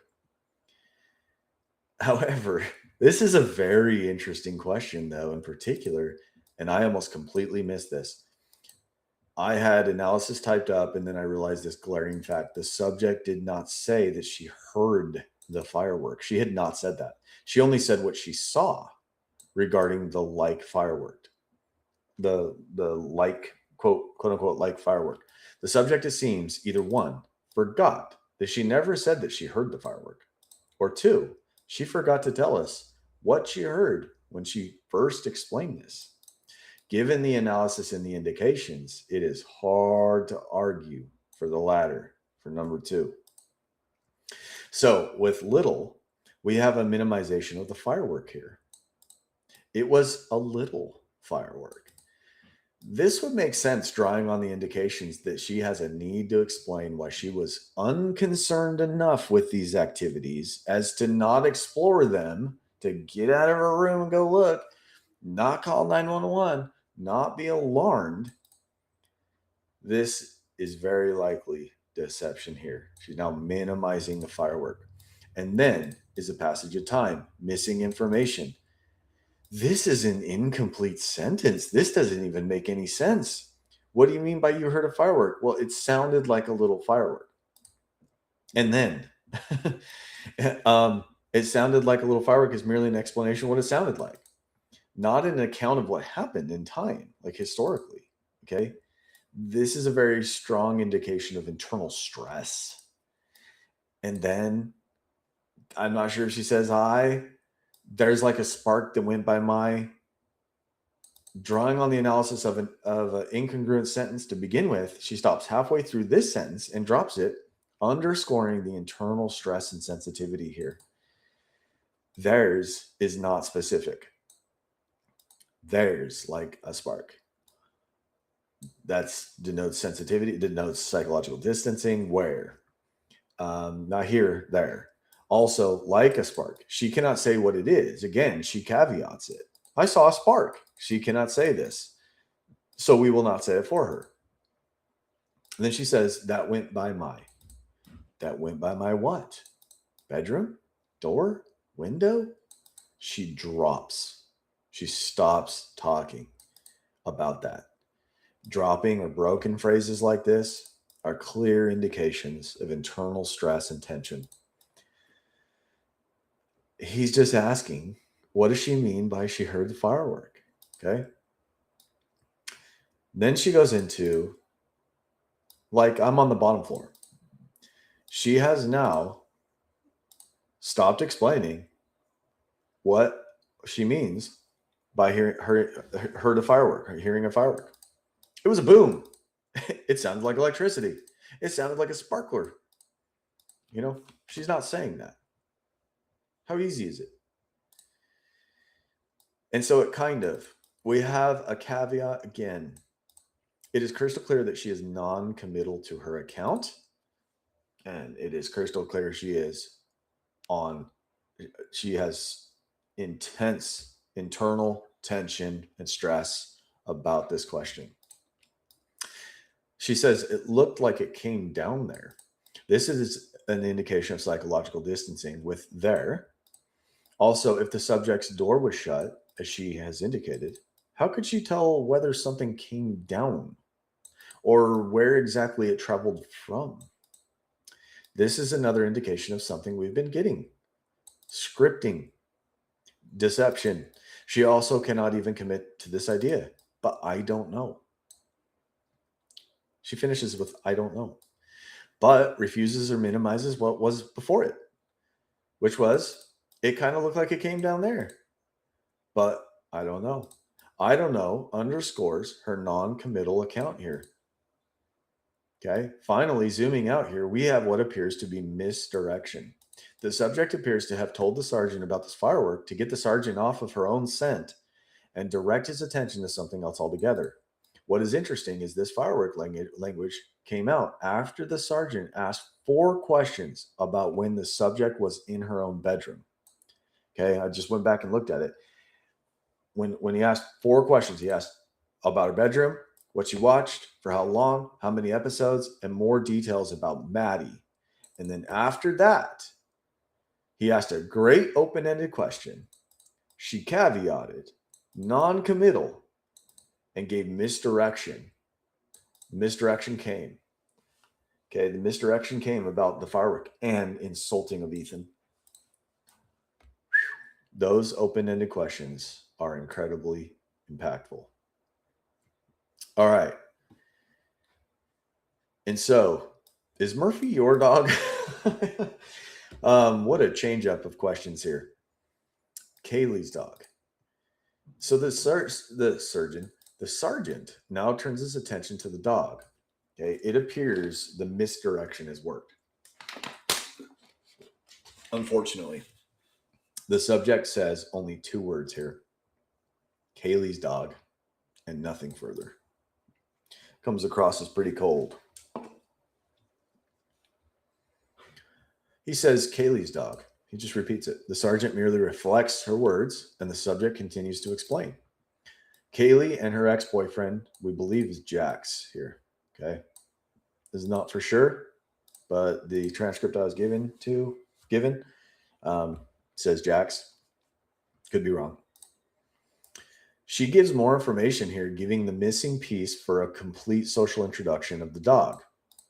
We have a complete social introduction for the dog, not for the victims. This is a good objective contrast, showing the quality of relationship between the subject and the 4 victims. Side notes, this also gives us, if Jack here is accurate, an almost complete social introduction to Jack. We have his name and his relation to at least Kaylee, right? Even this is better than what we've gotten when contrasting with the 4 victims. Okay. Remember, she said Murphy, the dog. Okay. That's his title. Murphy's his name. We just didn't know the relationship. And now she's given us the relationship. So we have all 3 for the dog. How sad is that? The dog is given more respect than the victims. Okay, so you heard Murphy bark right after you heard what you thought was a firecracker. She didn't say firecracker. Yeah, something like that. But he I don't know, dogs bark at random things, and sometimes when he's happy, he'll bark. Earlier, the subject did not specify it like this. The chronology was like a firework, something kind of fall, Murphy's bark. Okay. So the subject says, yeah, something like that. Okay, so we have firework, something kind of fall, Murphy bark. That's what she detailed earlier. And now the sergeant is saying, so you heard Murphy bark right after you heard what you thought was a firecracker. Okay, so he skips this part. She says, yeah, something like that. This is not specific. The subject is showing 0 concern for the exact facts of the chronology. Something like that is apparently just fine as far as she's concerned. regarding what the sergeant understands. This is signaling that it's unimportant to the subject. But here refutes or minimizes what came before it, which further supports the signal we are getting regarding how the accuracy of exactly how the firework falling bark happened. For any who are skeptical of the analysis so far, if you were a caring roommate who just had 4 roommates murdered, would you be concerned about the chronology of the last moments and observations you had that could help law enforcement uncover and apprehend the criminals who did this to them? Or would you be okay with, as long as they get the idea, you would be all right with that?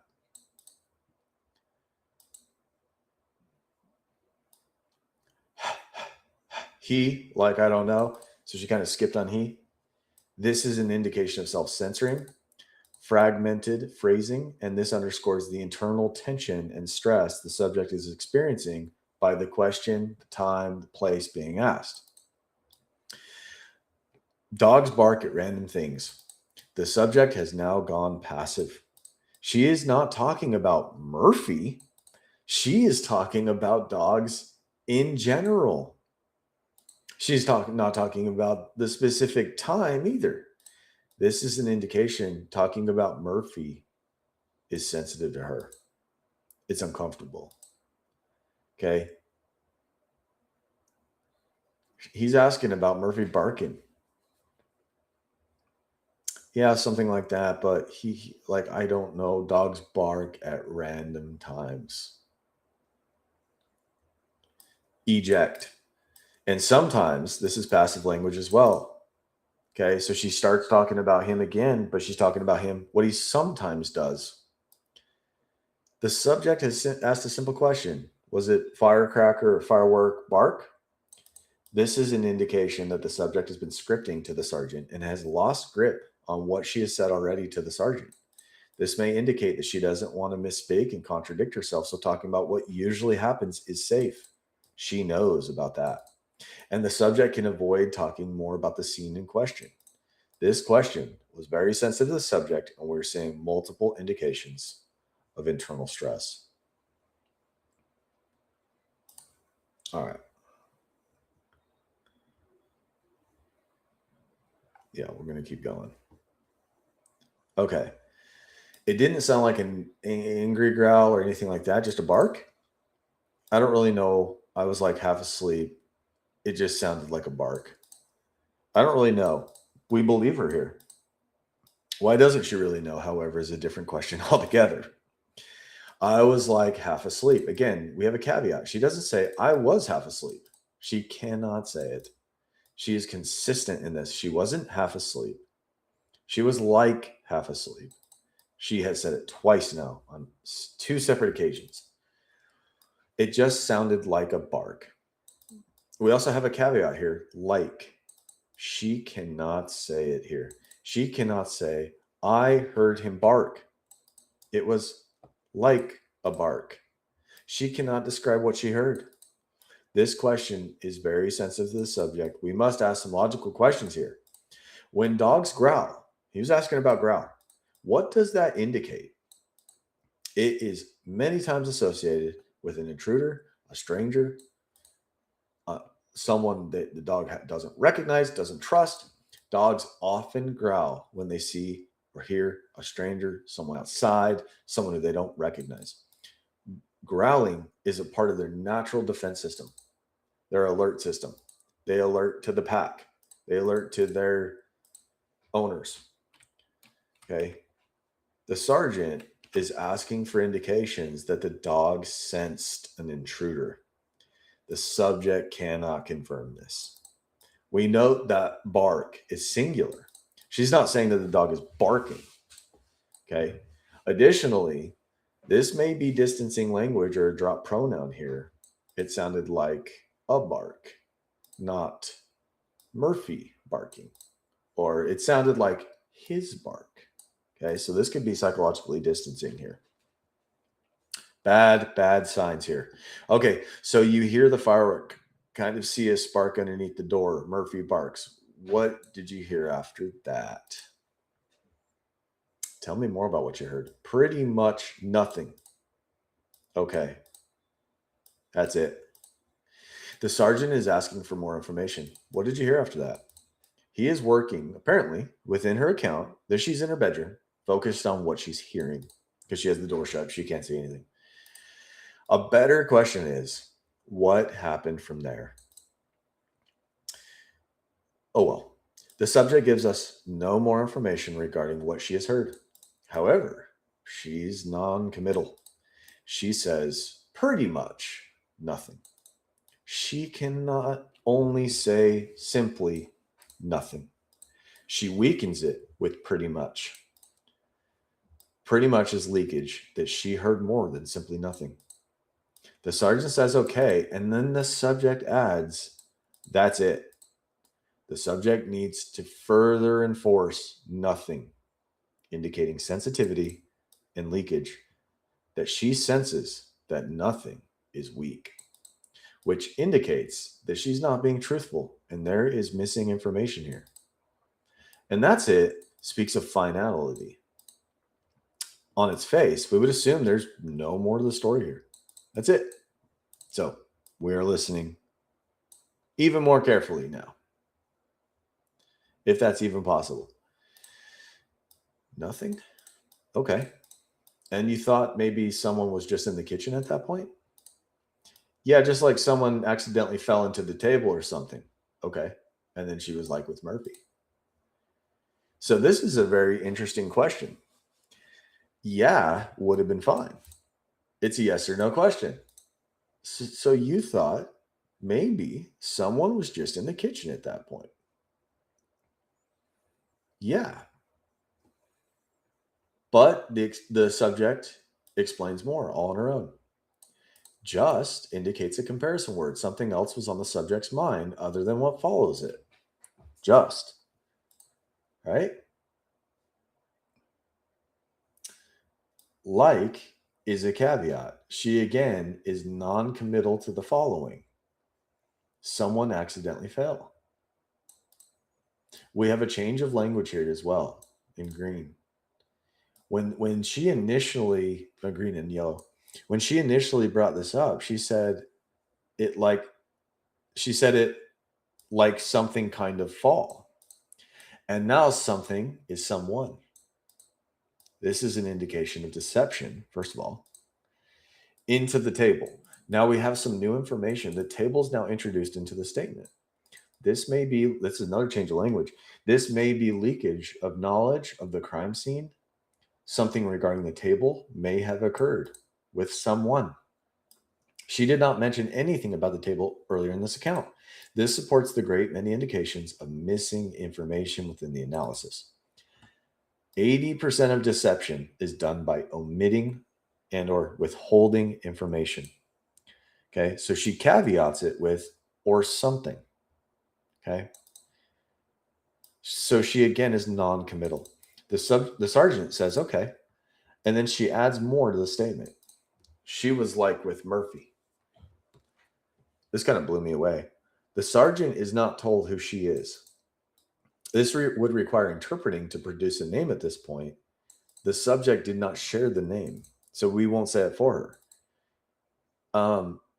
We also have another caveat, like with Murphy, not with Murphy. It appears that this someone is a she, looking at the phrase here in its totality. This may be leakage that she fell into the table and Murphy was like with her, right? And I say fell in quotes. This should alert investigators of physical evidence of a female victim, her blood, etc., on or around the table. Earlier, the scene was related to Ethan, okay? But that appears to be only connected by the subject explaining why she wasn't alerted to anything concerning enough to explore any of this, to go see what the noise was, call 911, etc. So she merely connected Ethan by talking about what Ethan usually does. Here, the subject is connecting the scene with a she, which a common understanding would be that this is not Ethan. The mentioning of Murphy here tempts one to speculate that this was Maddie she was thinking of, given the mentioning of taking up Murphy with Maddie earlier. However, she won't say it. So there needs to be openness here and hopefully the subject will clear this up. Who is she? Given we have 4 victims, 3 of them female, the speculation would be primarily Kaylee, Maddie, given the association with the dog, but also Xana. Zooming out, here's a great question for us. How would she know the sex of the person in this scene? If we are just understanding this at face value, the subject was downstairs, was like half asleep, and heard a noise. But yet, she was like with Murphy. Someone. We are getting indications of scripting and deception. All right, let's go back. Okay. And she was like with Murphy.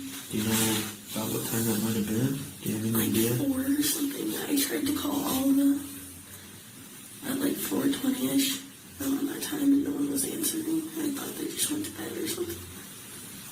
Okay. What happened after that? And called me. She said she thinks she saw someone, and I didn't know like really what to think of it, because sometimes we think we hear things a lot in the house, but it's usually just Ethan walking around. But she came.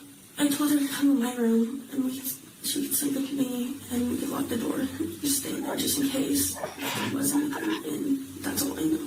And then fell back asleep. You didn't hear anything else? Mm-mm. Okay. No one else talking? Didn't hear something. Okay. Okay. So we're going to finish up here.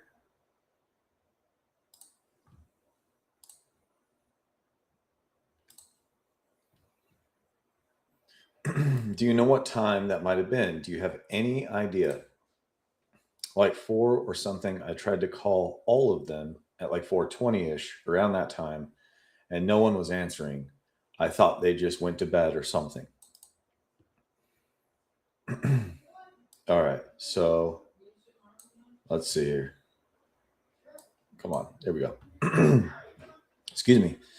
Like 4 a.m. or something. She caveats this with like and or something. So this is non-committal. I tried to call all of them at like 4:20ish around that time. Tried indicates a failed attempt. Okay. In this case, we have a failed attempt to call them. All right. So she did not say, I tried to get a hold of all of them. Right. She said, I tried to call all of them. Though there's a huge difference there. Okay. Make sure you guys can see this. All right. So who is all of them? She doesn't specify. This denotes psychological distancing. The statement right before this reflects that there was one person. Okay, that there was one person. She was with Murphy. The logical follow-up would be to call her. We have a change in language here from the focus being on her to now, to being on her to now all of them. We don't understand this flow of logic. Why did she call all of them instead of she or her, whoever that was? Now, if the evidence reflects that the subject only called the victims, this would be very revealing. If we are interpreting what the subject is saying, then we might say that the subject heard a noise and saw something while she was in her room, but didn't think much of it and went to sleep. However, she did call all her roommates before she went to sleep. There's a potential major contradiction that we're being confronted with of, on one hand, I wasn't worried about it, so I went to bed, versus I was concerned, so I called all my roommates. This is very problematic.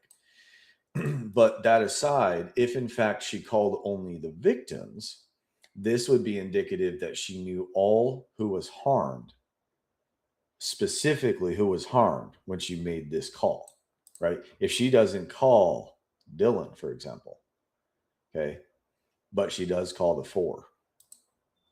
This would indicate at least guilty knowledge and post-crime cover-up activity to conceal the subject's involvement.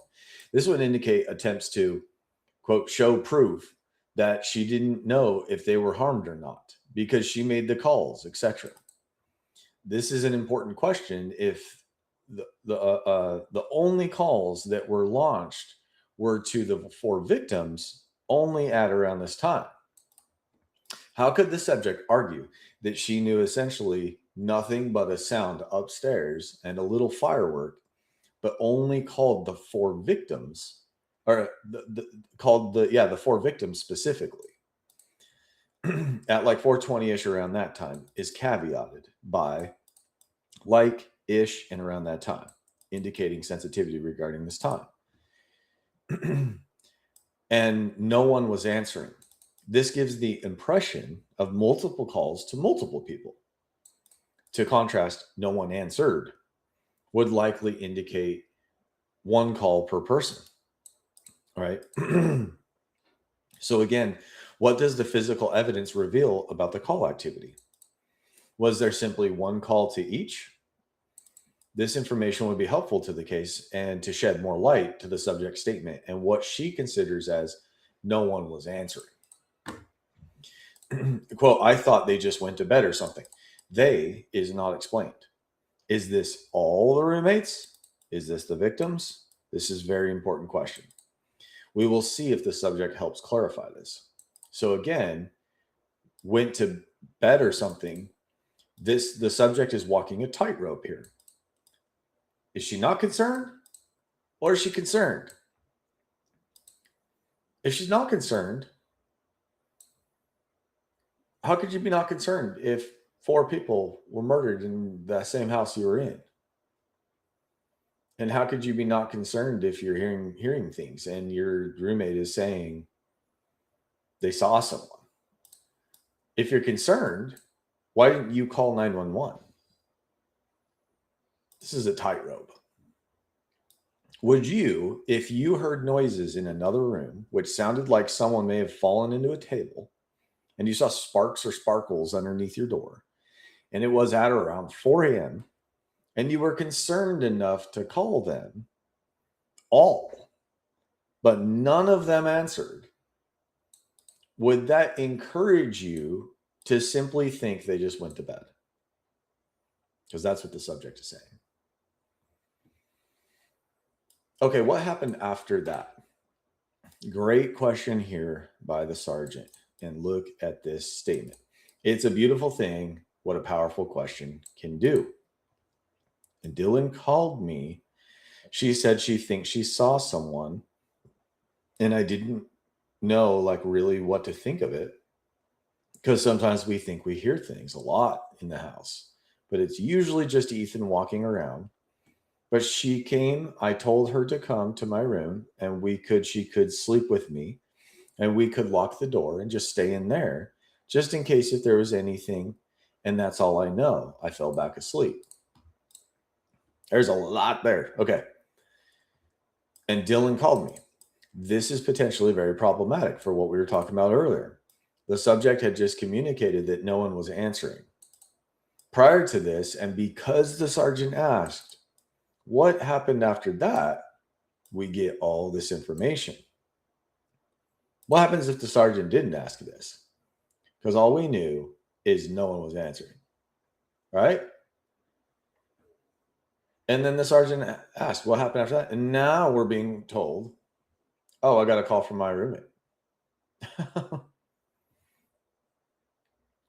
That's not good. Not a good sign. Who was no one? Okay. It appears that no one were the victims. Just to kind of go back here, no one was answering. Okay. Who's no one? The victims. That's what appears. She said she thinks she saw someone. This is caveated with she thinks. And she saw someone, which is passive, not specific. Not an intruder, not a man with a weapon, not a bad guy in our house. Simply someone. Where did she see this person? Where was this person? The subject can't explain that. Was this someone outside? Inside? We don't know. Earlier, the subject said she thought everyone went to bed. Now we're being confronted with the fact that Dylan called her and also that Dylan saw someone. Going back to the concerned versus not concerned, the subject has even more of a problem. Okay, even more of a problem now that Dylan is saying she saw someone. I guess I jumped the gun here when I said that before. Oops. So this passive language makes sense, in a sense. It makes sense in a sense because she can't say, Dylan saw a scary guy with a gun. Okay, because now the question is, okay, you had all these indications that something bad was going on and you did nothing. So in a sense, it makes sense that she's using passive language here. She's being very deceptive and she knows exactly what she's doing. She's being very particular. She is walking that tightrope. There's a need to explain that this is non-threatening as possible, right? There's a need to explain this as non-threatening as possible. I didn't know like really what to think of it. The sergeant is being confronted with the fact that the subject was alarmed enough to call all of her roommates because she heard a sound and saw like a firework. And now Dylan is saying she saw someone. And and if we are interpreting, which we should not do, Dylan is scared enough to go down and sleep with the subject. The subject then explains why she didn't know like really what to think of it. So she preempts a question. Why did you not think much of it? She explains, because sometimes we think we hear things a lot in this house. Sometimes is passive. It speaks of what usually happens, right? Or often happens. Okay? This denotes sensitivity. Here's the sergeant is confronted with a we. Okay? A we. We denotes cooperation and unity. There's cooperation and unity between the subject and Dylan here. We also have we think, which underscores the unity with the subject and Dylan. The subject is speaking on behalf of two minds and what both think sometimes. However, we are then confronted with a lot. This change of language within the same phrase. This is a change of language within the same phrase. Sometimes and a lot are two different things. This is an indication of internal stress and deception. Okay. Not only that, but when we see, we think, or we saw, or we experienced, we don't experience in the we. We don't think in the we think in the I. We don't know what other people are thinking. So that's also a signal of deception. We think. In the house. Okay. Sometimes we think we hear things a lot. Sometimes a lot. In the house. The here is an example of psychological distancing language. Not our house. Not my house. Okay. It's the house. All right. But it's usually just Ethan walking around, but refutes or minimizes what was said before it regarding hearing things. The subject is needing to explain why she continued to not think much of this event. In the process, we now have another subtle insult of Ethan walking around, making noise. Again, it's Ethan's fault and his usual noisiness, his walking around, is why I didn't call 911, sir. It's Ethan's usual noisiness why the Idaho 4 victims didn't get timely help. But she came, I told her to come to my room, but refutes or minimizes that which was said before it. We are getting broken sentences here. This indicates, again, high internal stress and tension. Told. Okay. But she came, I told her to come to my room. Told is an indication of tension.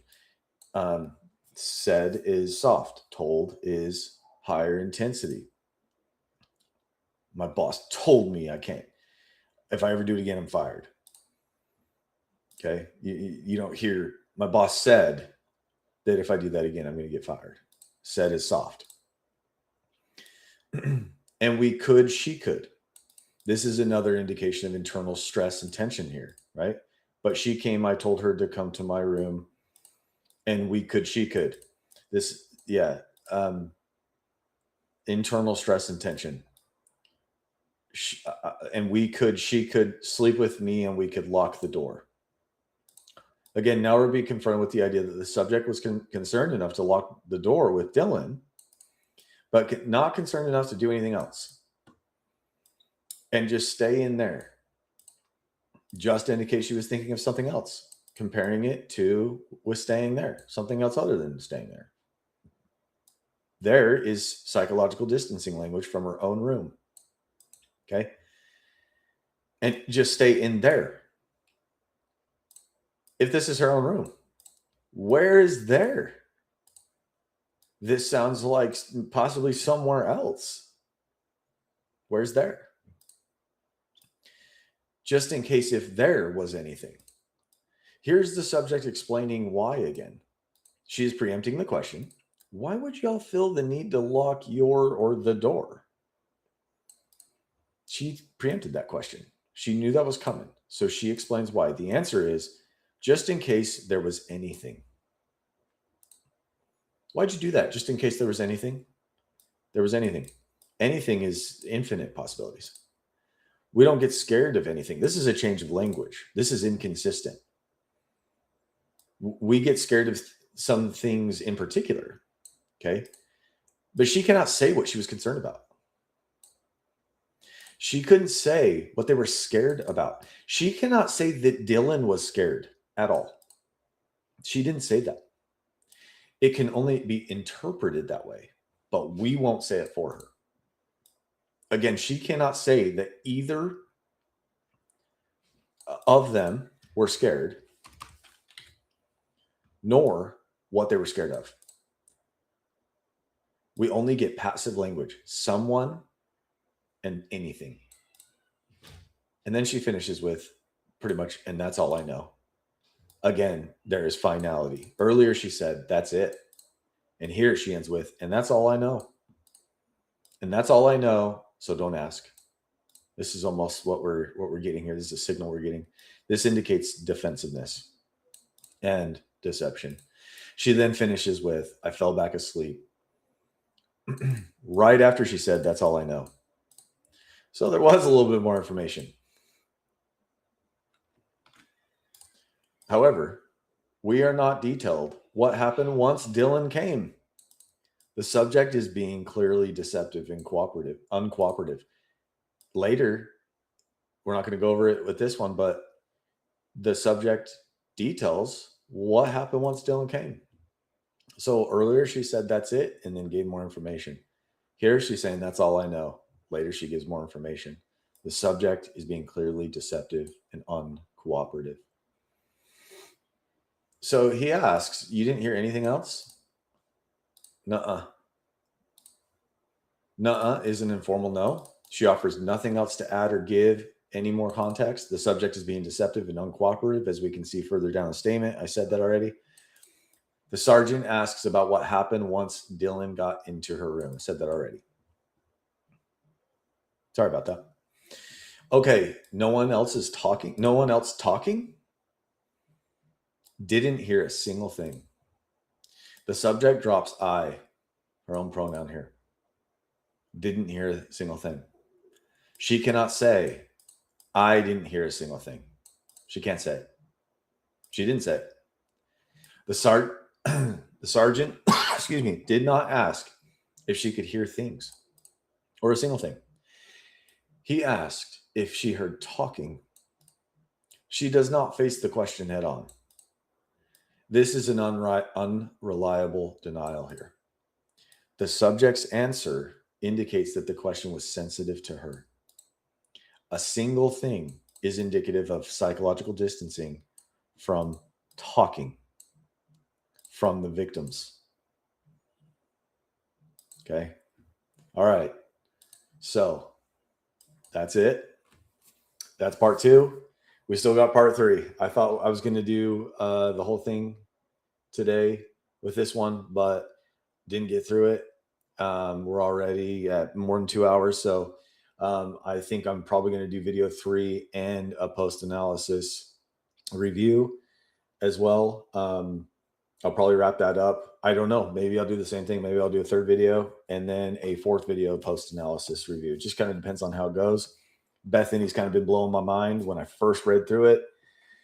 Before I did all my highlights and my indications and my analysis, I just didn't think there was going to be much here. It blows me away at what analysis we'll find.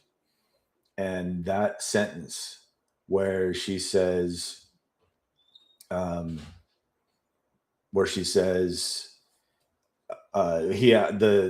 sergeant asks, "What did you see when you got home? What did you see?" And she says, "Me, Dylan, and Lakeland sitting on the couch watching Vampire Diaries, and no one else was home yet." I first analyzed that, and I moved on, and I felt like, oh, I am missing something here. There's something I'm missing. And I went back and I just followed the principles, and I went, wait a second, there's unnecessary information in here. What's going on? And then all of a sudden I saw it, and I saw the anticipation. I saw the tension, and I saw the connection between no one was home yet. And all of a sudden it just locked in.